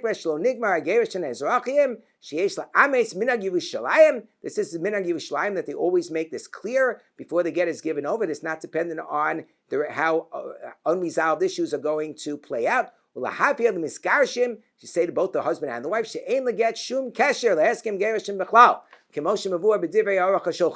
and he goes even further, quoting Razam Menachem Goldberg Zatzal, who says that even using the language of the Aruch HaShulchan, Ein Zeh Li'ikuva, U'me'ikar Adin Maspik Shiana Hein, L'Sheila Simatanos and Get Meratzon Chatov, that as long as the husband answers yes, when he's asked if he's giving the get Meratzon Chatov, B'lishum Onis or B'lishum Tanai, you're giving it without any condition or stipulation, and he says yes, yes, yes, so then that is sufficient. And the fact that we do bitul modos, and that we have a takana that we never do a get out tonight, all of these things together would actually be good enough. B'di'evet says but even if you didn't make this specific stipulation, very, very fascinating thing. It's our practice that we do the stipulation. But if you looked at the language of the Mari Mintz in his Birchas Hamayim, so in his Birchas Hamayim he says, well, nowadays it's so bismanenu. He says it's so inconceivable that a woman wouldn't be mochel saksuva, for example, before a get is given, that even if we don't have any record that she was mochel saksuva, it's sort of something which, and even if all the witnesses who were present died or went to Medina Sayyam and are unavailable, nonetheless, it's something that we're just going to assume as a matter of course. So there's a Bezdin Rabbani decision in which they say nowadays, that they have, at least in Israel, anyway, I can't speak for our Bati Din about this, but where they have very elaborate protocols about every single detail of the Mamonis proceedings. So if there would have been a waiver, it would be recorded in the protocol. So we say it's Adarabah, that if it's not recorded in the protocol that there was a waiver, so there is no waiver. So we have a very different set of reality right now. And it also, Rav Yoshev wrote in one of the decisions when he was in the Bezdin Harabani, he says that even though the assumption is that generally speaking there's going to be a waiver, he says in Barar, if it is absolutely clear, Shalom Makla, so Yachol Ligavo Sacharkach, it's very clear that she was not Mochel Ksuva, so then she would be allowed to collect the Ksuva afterwards. But then you can still ask the question, why put yourself in, this type of a pickle altogether? So why not just go along with what the Mari Mintz says? So I gave all the reasons why sometimes it's really not a good idea to delay. In fact, I had this conversation. I'll be honest with you. I don't recall it 100% vividly at this point in time, but I heard myself say 10 years ago that I remember vividly the conversation. So I am not refreshing my recollection because I don't have the vivid recollection that I had then, but I did recite that I had a recollection at one point in time. So I'm quoting myself, but not because I actually remember the conversation crystal clearly anymore. I do remember I had a conversation with Melech Shechter about Gittin in general, about his practices when it comes to Siddur Gittin. That I remember vividly. I did have a conversation. This part of the conversation, I think I had, but but at one point in time, I remembered it vividly to at least say it on the record. Where Melech Shechter told me that when he started, he would follow Rav Moshe. Rav Moshe in Chelek Dal Simkov Tezvav of Eben HaEzer, which we haven't even gotten to yet, but don't worry, we'll get to it momentarily, where Rav Moshe indicates that you should take care of not only the ksuva, but all monetary matters before you do the get. But then he saw how many difficult aguna cases would arise when the get would be held up, and therefore he changed his practice and was much more in favor of doing the get as soon as possible once he had determined that there's no chance of shalom bayis, even though it was prior to the civil divorce. So that's very, very interesting. Now, it used to be, now so does what Moshe writes. So Moshe writes that that's source 15 in the materials. But Moshe writes that, number one, there's an umdana of waiver, at least based on the Berachas Hamayim. As I said, the Bezdin Rabbani in Israel no longer goes along with this according to their protocols. But Rav Moshe goes further. He says there's an umdana of waiver at the time of the get, not only with respect to the ksuva, but he says the ksuva, that's like already like a chiddush, because in the days of the Gemara, look at the Ksugi and Ksubas Peches for example, it was clear that routinely they used to collect the Ksuba after the get, right? And the Mordechai writes that in his Seder again in Sim Tufan and Beis and in Gittin that the get would be that the get was done generally before the Ksuba. So this was only like a later innovation of the Mari Mintz to always do the Ksuba, settle the Ksuba before the get. But he says, Kol Shekain, how much more so? Says Rav Moshe, when it comes to other tefillas mammon, where you have a much bigger concern of the husband saying, "Oh, the ksuva I expected, but I didn't expect that you were going to claim half of the house. I didn't expect that you're going to claim half of my pension. All of these things. So then, how much more so it's important that all of those things be done prior to the giving of the get." So it's an interesting thing because Rav Menashe Klein, who was very much of the opinion, very strongly, that all monetary matters should be taken care of before the get. So Menashe Klein has said that the most important thing to take care of before the get is the ksuva, because the ksuva is what binds the two parties together. But as Rav Harush points out, actually I thought of this myself, but then I saw Rav Harush pointed it out as well, that the Rav Moshe seems to have exactly the opposite approach, which is, no, the ksuva is like, that's the biggest chiddush, to say the ksuva has to be taken care of before the get. The more obvious thing is that you should take care of other things before the get, because then you're going to have a much more the possibility of the husband saying that I never would have agreed to this per se. But in any event, so Rav Moshe clearly did have that understanding that this would make things better, at least lechatchila, that should be the order of the proceedings, and that's consistent with what he writes in Chelik Dal of Yoredea, what we mentioned at the beginning of this year, that you go to Bezdin, and Bezdin takes care of the mamas, and Bezdin takes care of the get. But even there, as I pointed out, Rav Moshe said that's assuming that the get is not going to be used as a weapon. So it seems to me that there was a little bit of wiggle room, even within Rav Moshe, in a case where the Bezdin is worried that the get is going to be used as a weapon. Now, Rav Moshe himself seems to have two contradictory rulings with respect to a case where get was already given, and then the husband had an error saying, "Oh, I never would have given it had I known what would have happened." And they both involve Toronto. Okay, I'm not looking to single out Toronto per se. I'm just mentioning. I'm pointing out just for the record that they both involve Toronto. So what? Okay, so the first case is in Chelik Gimel Siman Lamed Zayin, and this both of the tshuvas, by the way, are written after the original tshuva that I mentioned, the tshuva in which Rav Moshe says to take care of everything prior to the get. That's the way that things are. Oh wait, no, they're not both after. I'm sorry. Where he wrote that tshuva, that was in 1978, Tashin Lamed Ches, and the tshuva, and these two tshuvas were written. The one that I'm quoting, the first Toronto case, was written in Tafshin Lamed Beis. So that was in 1972. And the other one was in 1962. So forget that. So the tshuva in which he says that he thinks as a general course, the right order proceedings take care of all the mamras was actually the last tshuva. But when it's done, so Rav Moshe, in the first case, this was a weird case. The couple was going to get a get in Mexico because they lived in Mexico, but then, based on various unexplained reasons, they got the get and divorced in New York. And then the husband ended up going to Toronto, and but Toronto didn't recognize the get as a civil divorce. But in the meantime, he married a woman in Israel. So he went to Israel and he got married based on the get. And then he came back to Toronto, and then the wife brought claims against him in Toronto, number one, for marital support, because they were still civilly married according to Toronto law, and number two, for bigamy. So she brought criminal charges against him for living with another woman for bigamy. So but Moshe brought the Mari Mintz that says, oh, okay, generally speaking, you are supposed to take care of the claims beforehand. However, he said that what are we worried about? we're worried that he's going to claim that she's asking for like too much money afterwards if she would make a claim afterwards. So he says that none of that is that you don't have to really worry about in this particular case. Number one, the husband should have considered the possibility that he knew that he wasn't divorced according to civil law, and therefore he should have considered the possibility that the wife was going to ask for marital support. So therefore, he says that you would that because of the fact that he should have realized it, and he didn't make a tanai, so therefore that's he clearly that the get was not dependent upon her not bringing a claim. Number two, that it could be that he did take this fully into calculation, and he decided to take a calculated risk. He said, okay, I know that she might bring a claim. I'm going to give the get anyway. If she brings a claim, she brings a claim, and I'll take my chances. And number three, that he says, well, if he didn't know of the possibility, then there might be a kshash, but we assume that husbands know that there is a possibility that a wife is going to employ the legal system.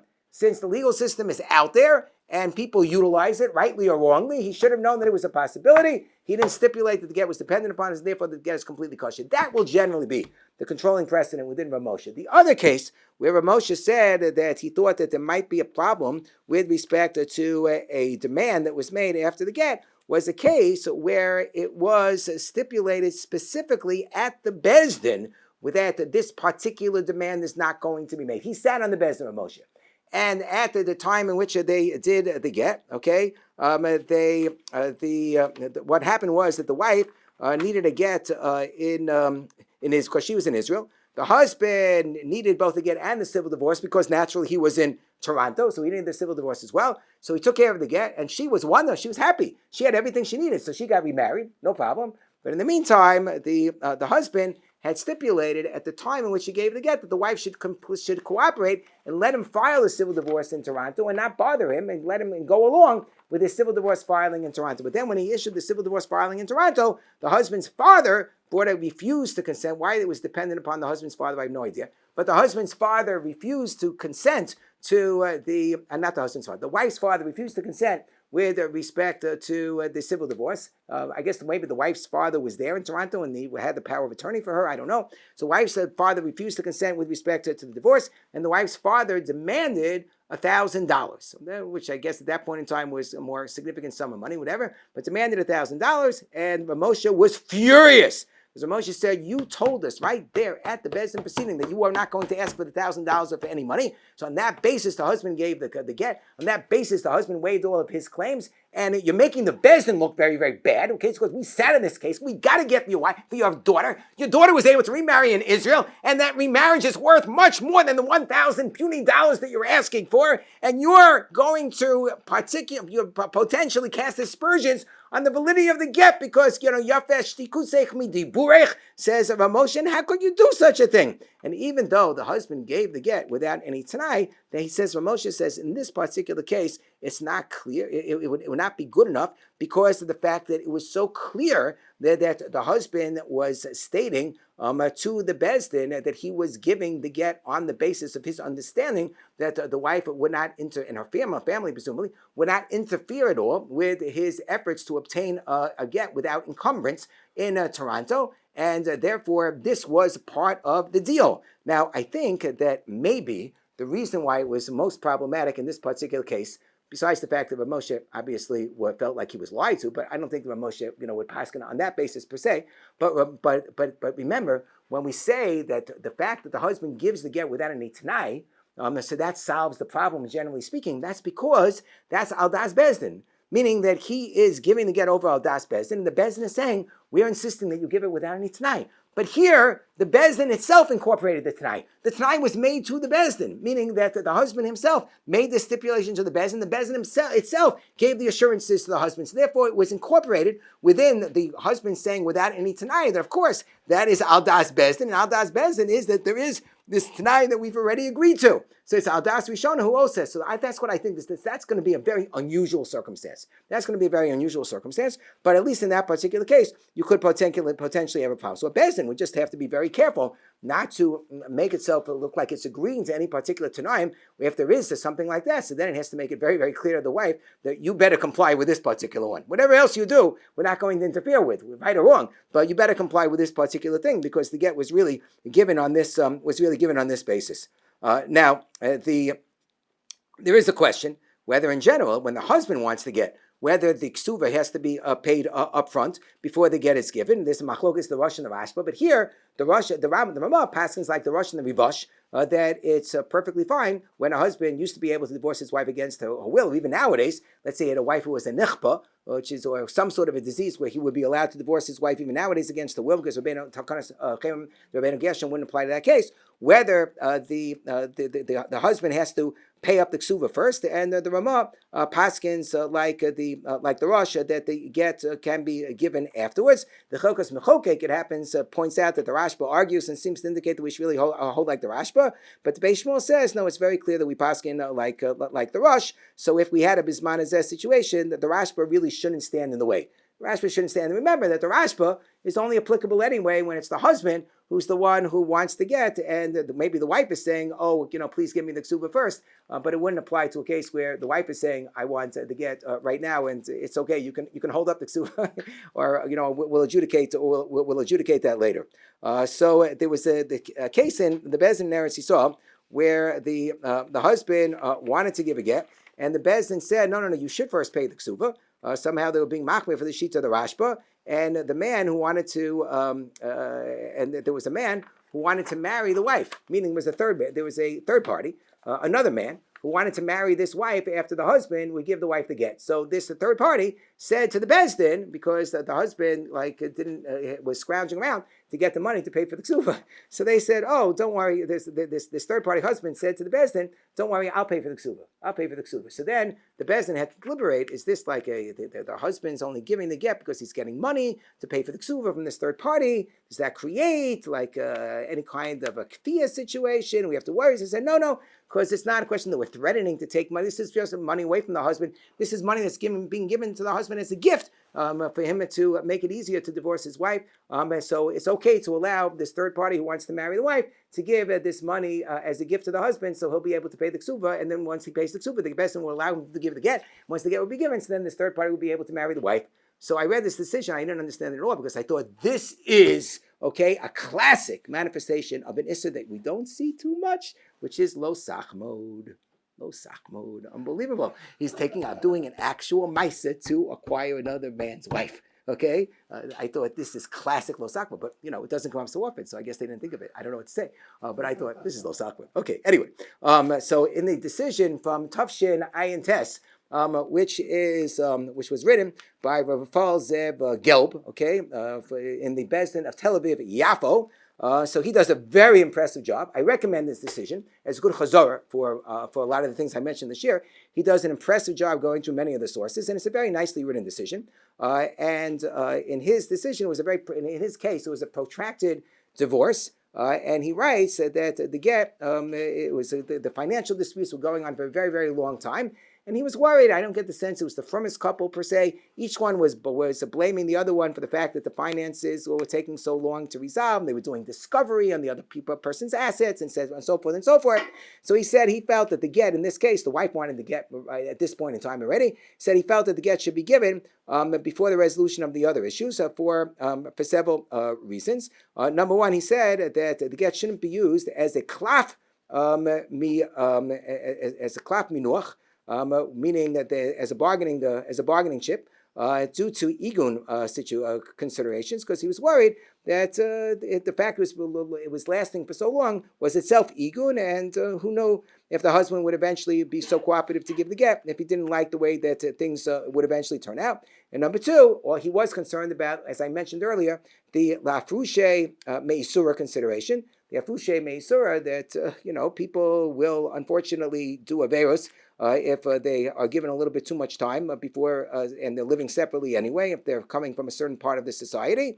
And he quoted the Rashba, and he said the Rashba who says that when the husband wants to give the get to the wife Baal Korcha, he should do the ksuva first. That's only shel take halabot something be'enav lotzia, and that only has to do with the ikk ksuva. Nowadays, the ikk ksuva is like so little that we're mostly adjudicating the Tosefes ksuva, so therefore that whole concern is not applicable. And what about the concern about the lies? That's really the main thing we're worried about, that there's going to be a lies afterwards. So he said that the lies is that the Beis Din is concerned about the lies in terms of when there's going to be a dissatisfaction between the parties that the Beis Din is not in control of. But if the Beis Din itself says that everything should be adjudicated afterwards, so there can't be a laws like the husband saying, oh, I never would have known that she's going to adjudicate things afterwards, because the Beis Din is saying, we're pasking, they should adjudicate things afterwards. So what kind of a laws is that? I don't know. It's an interesting argument. And anyway, he says that don't worry about the Rashba, because the Raman Rivash passing against the Rashba, and the Rashba is anyway the Takana Seisha. In this case, the woman wants it to wait until after the get to get to adjudicate matters, including the Ksuba and so forth. And finally, he said, we'll utilize the Aruch HaShulchan. We'll say explicitly that the get will is not dependent upon how the financial settlement turns out, and therefore the party should know that even if they're not happy at the end, the get is still going to be valid. In the Tufshin Pei Dala decision of Harush, he makes another interesting observation that you can either agree or argue with, but he says that he thinks that the biggest problems come when there's a deal and a resolution of the issues before the get. Because look at that, the Rav Moshe Tshuva. It's when there was a resolution before the get that something is going to be done, and then it's violated. That's when you have the biggest issue. So it's much less of an issue when it's some claim that you never knew was going to be advanced that gets advanced, because there was never any Tanai or implicit Tanai about that, because nobody even knew that it's going to be advanced. A very, very interesting argument. Very interesting argument. And he also throws in the Igun and Fushe Meisura considerations, says every single case is dependent upon the Shikla Das. The Daita says the worst case is when, like in the Ramosha case, where the woman says something specifically to trick the husband. He says those are the worst cases. But he says that in the event that the husband clearly wanted the divorce anyway, or when he was chayav to divorce, so according to the Beis Din, and he said then the Beis Din is not dependent upon his das anyway. So in those cases, even if the woman tricked him, he felt that there's room to be mekel. So he also had a number of considerations to be mekel in his case, where the divorce, the parties have been living apart for 5.5 years, and during that entire period of time, I think that a man had been with another woman, or living with another woman. He felt higiyah for the get to be given, even though the monetary issues had not been completely resolved. Now there is one other monkey wrench, and we'll try. I'm almost done. Well, there's one other monkey wrench, which is that of the Gemara Ksuvas Daf Chavches, and which is codified in Siman Kuf Yutes in Shulchan Aruch, and that is the idea that in the event that the parties have a litigation with each other after the get, we're going to put them in nitoy and give them malchus. So how do you get around that problem when you are going to adjudicate monetary issues afterwards? So one way to get around that problem is that, as we mentioned earlier, you can have the Ovim or the Krovim, right? As it mentioned in the Rav Yuspa, you can have the Ovim or the Krovim adjudicate the case for them, and therefore that would be one potential way of getting out of it. But we know that there are many divorce proceedings where both the husband and the wife are present in Beis Din, despite the fact that the get was already given. So how are we inventing a situation l'chatchila where, in fact, we're creating like a nidoy and malchus situation where they're doing something which is not 100% appropriate? So in a letter from Menashe Klein to Rabbi Kenneth Alman, our own beloved Rabbi Kenneth Alman Shlita, so Menashe Klein Zatzal, wrote a letter in which he said that he thinks that the reason, because Rabbi Alman had said, I have a great idea, we should always do, the gittim before these down and dirty divorce, monetary fights. And Rabbi Menashe Klein said, no, that we can't follow that eitzah because it's a violation of this Gemara, because we can't have the parties appear in Beis Din with each other afterwards. And he said this is a QED, a slam dunk, bulletproof, rock solid raya, as to why we have to wait until the end of the monetary proceedings before the get can be given. There is this tshuva is in Chelak Yud Beis in the Mishnah Halachas. In Chelak Yud Daled, he has the same tshuva on the same date to the same recipient, but he has about 6 or 7 additional paragraphs that he threw in about this terrible magef of women going to the civil divorce, to civil courts for their divorce, going to Arkos, and this is just creating this terrible defilement of Kedushas Yisrael, and this is like divorce by demand. And I think he had like a little bit of a chip on his shoulder. I'm not saying it legitimately when it came to this particular issue. So he inveighs a lot more about that issue in the later tshuva, which seems to be just an elaboration of this tshuva. But what happened was that somebody apparently in a very contentious divorce case in Eretz Yisrael, where the Bezdin had told the husband, you have to give a get to your wife, and the wife didn't want to drop her claims, whatever they were, with respect to the ksuva, and the husband ran off to Mexico in order to avoid the judgment of the Bezdin. And he said, I'm not going to listen to the Bezdin because the monetary issues have not been resolved yet. He really wanted her to waive the ksuva. Monetary issues haven't been resolved yet, and I have a Menashe Klein to rely upon. And this led to, according to Rav Shimon Yacobi, who was involved in the case and wrote a long article in Techumin in Chelek Beis about it. That was the background of how he got involved in this case. And then Rav Shimon Yacobi had a correspondence back and forth with Rav Menashe Klein about his tshuva and about his shita. And in the back and forth, Rav Menashe Klein threw in much more. The Mari Mintz and the idea that we're worried that if things don't go well, the husband will be ma'arer on the get altogether and say, I never would have given the get under these circumstances. But in this particular tshuva to Rabbi Yalman, he focuses on this particular inyan. And this is dealt with in a couple of tshuvos of the Piskei Din Rabbaniyim in Eretz Yisrael. One, a psak din that was written by Mordechai Eliyahu. The other is an article in the Shir Sadin Journal, Chelik Vav, I think, by Rav Yosef Goldberg, which is in your materials, but Be'ilum Shemo. For some reason, I omitted his name. It's towards the very end of the materials. Take the last page of the materials. I have the Shir Sadin Klach Vav, the article by Rav Yosef Goldberg, and they both basically say the same thing. Rav Yosef Goldberg has a lot of a very interesting lumdus, but time doesn't really permit because it's getting pretty late. So Rav Mordechai Eliyahu and Rav Yosef Goldberg, however, both say that if you look closely at the way that the Rambam codifies this halakha, there seems to be a basic machlokas between Rashi and the Rambam. Okay, we'll just keep it to those two shittas. Rashi holds that the whole sugya about how we don't allow the litigants, so we give them, nidoy and malchus, if they come to Bezdin to litigate afterwards, it's only talking about an Eishes Kohen. It's not talking about Eishes Yisrael. It's talking about Eishes Kohen. Eishes Kohen, we're more worried about they're not allowed to come back together. Eishes Yisrael, they can get remarried. What's so terrible? So in Eishes Yisrael, so therefore, most of our cases are Eishes Yisrael, and according to Rashi, that wouldn't be a problem. Of course, Eishes Kohen would be a problem according to Rashi. Now, the other, but the Shulchan Aruch doesn't pass like Rashi. Shulchan Aruch passes like the Rambam.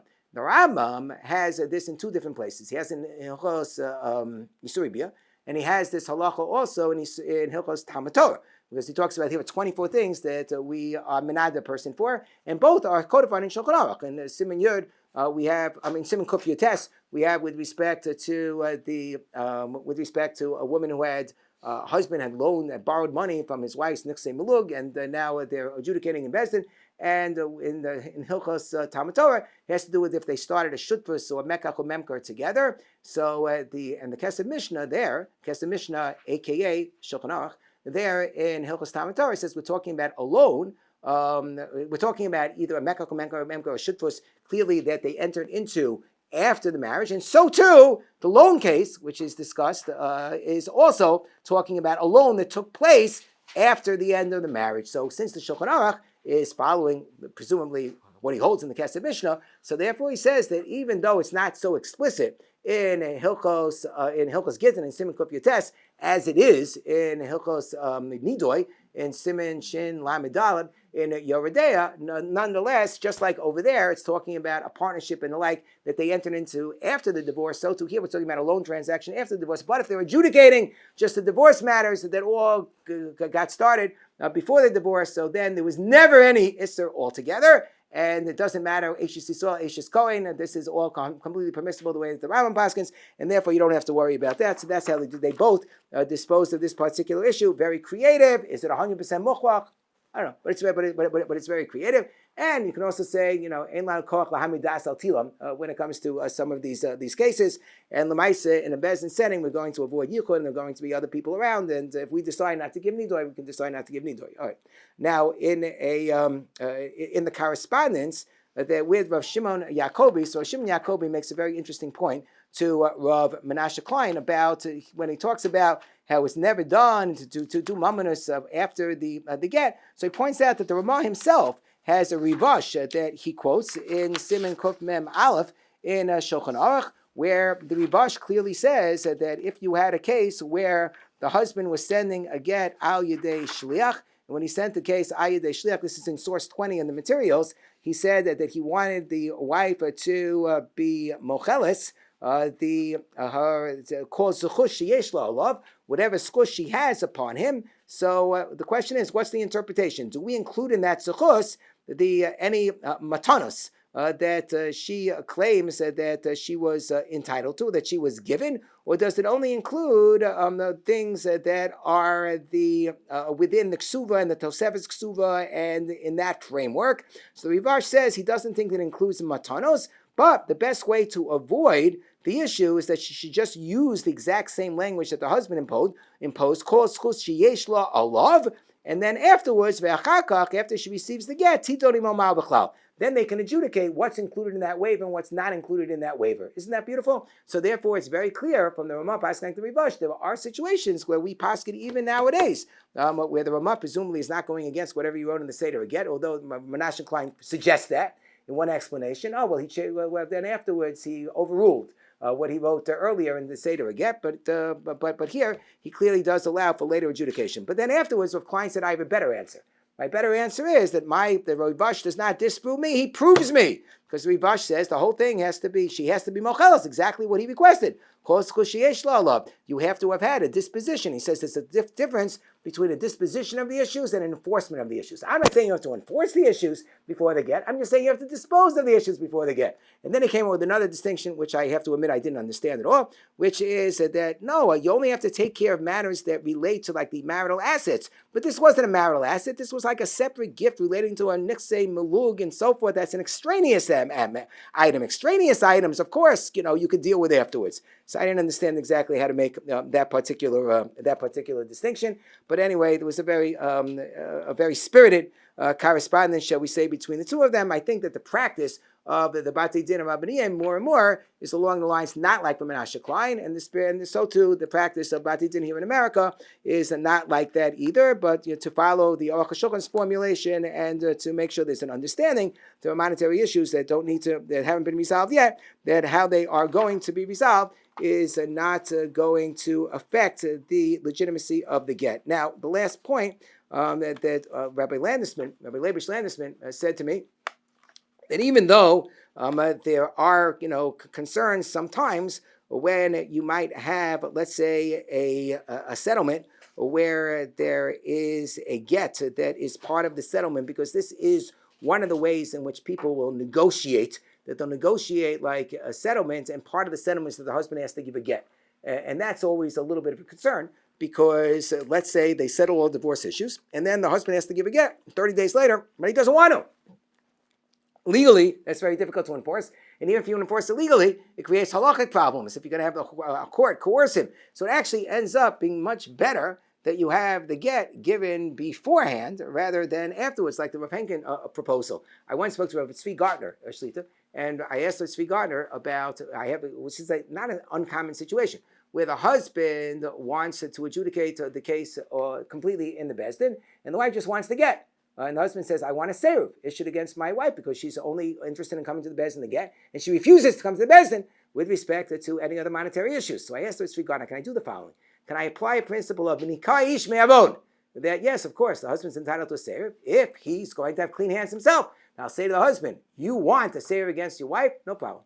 Give a get. Show that you have clean hands and that you're not withdrawing anything and withholding anything, and you are not going against the halacha in any way, and you're completely complying with the halacha because you want a divorce, and therefore the proper thing to do is to give a get, and you'll give a get. And then once you show that you have clean hands, so then we'll be able, if the wife still refuses to come to Beis Din to adjudicate the monetary matters, then we'll issue a seruv against her. And we've done that on occasion. And by the way, on occasion, the wife has said, oh, I see that this is a Beis Din that has integrity, that really cares about seeing to it that a woman's not going to be anguna. You know what? I'm going to sign the arbitration agreement, and I am going to adjudicate the issues in front of the Beis Din now. Very interesting. So okay, so said it's okay. What? But Tzvi Gardner said, thank you very much for reminding me to finish the thought. But Tzvi Gardner said, yes, 100%. I think that's a wonderful idea. It was based, and he wrote the sefer on Kfiyah Beget, based on the first major sefer on Kfiyah Beget at that time. There have been other svarim since then, a very good svarim.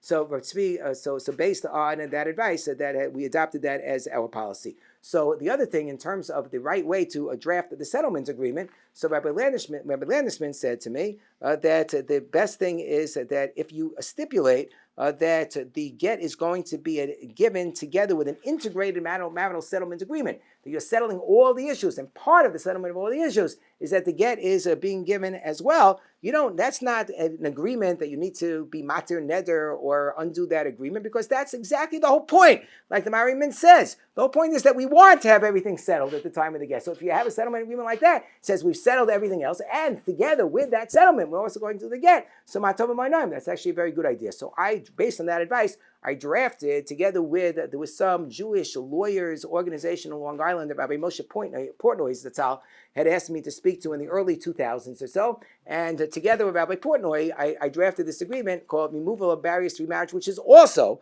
on the Beis Din of America website, which basically says the parties, this is part of the settlement agreement. They both agree to consent that they're going to make arrangements with the Beis Din to do a get within 15 days of the execution of this agreement. You say, what have you accomplished? The agreement is still being signed, and therefore all the other clauses are going to into effect. How are you going to enforce the get? So it's the last line. Both parties hereby agree and consent that the other terms of this agreement shall not become final before the get has been obtained. And that's the provision that we recommend when parties sign these settlement agreements, such that everything is being taken care of at once, and everything else does not go into effect until the get is actually done. And this helps to ensure the proper giving of the get. And we will stop here. Okay. Question? Yes. Question. So can you just explain again why this method is different and valuable? Is that what you described? This is different and valuable because if the settlement agreement goes into effect, so then there's no incentive anymore for the compliance with giving the get by the husband. Like if he's getting various things from the settlement agreement, and the settlement agreement has already gone into effect, he could say, okay, great, I got all the money, I got all the agreements from the settlement agreement that I wanted, and now I'm not going to give the get afterwards, and there's absolutely nothing that can be used to pressure him that wouldn't create questions of get moose at that point in time.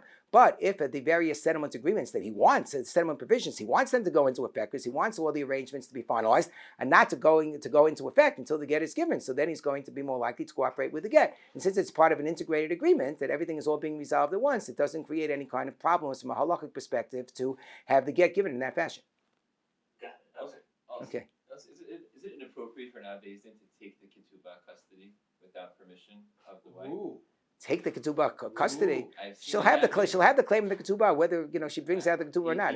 But you say in terms of the Tosefet's ketubah. He told me he wants to have a daya in the matter, and he took the ketubah away from the wife. Not one of our dayan. A different. I don't know. We generally we only take the ketubah when the wife gives us the ketubah. Is it appropriate to void the ketubah without explaining to her what it means? No. We always explain it. We always explain. We always say, do you waive the ketubah? Typically, at this point in time, there's a waiver of the ketubah. Usually nowadays, there's a waiver because they settle their differences in other forms based on other principles and the like. But sometimes the wife wants to reserve her right to claim the ketubah, and then we'll point it out to both the wife and the husband. And we'll say, okay, fine, she's reserving that claim. This is still a matter which is being adjudicated by the Beis Din or whatever. But the validity of the get is not dependent upon it. We've had that. We've certainly had cases like that. Next week's chavura is on Monday with Rabbi Willig. If Rabbi Willig wants to do any other day, we're moving back to Thursdays anyway.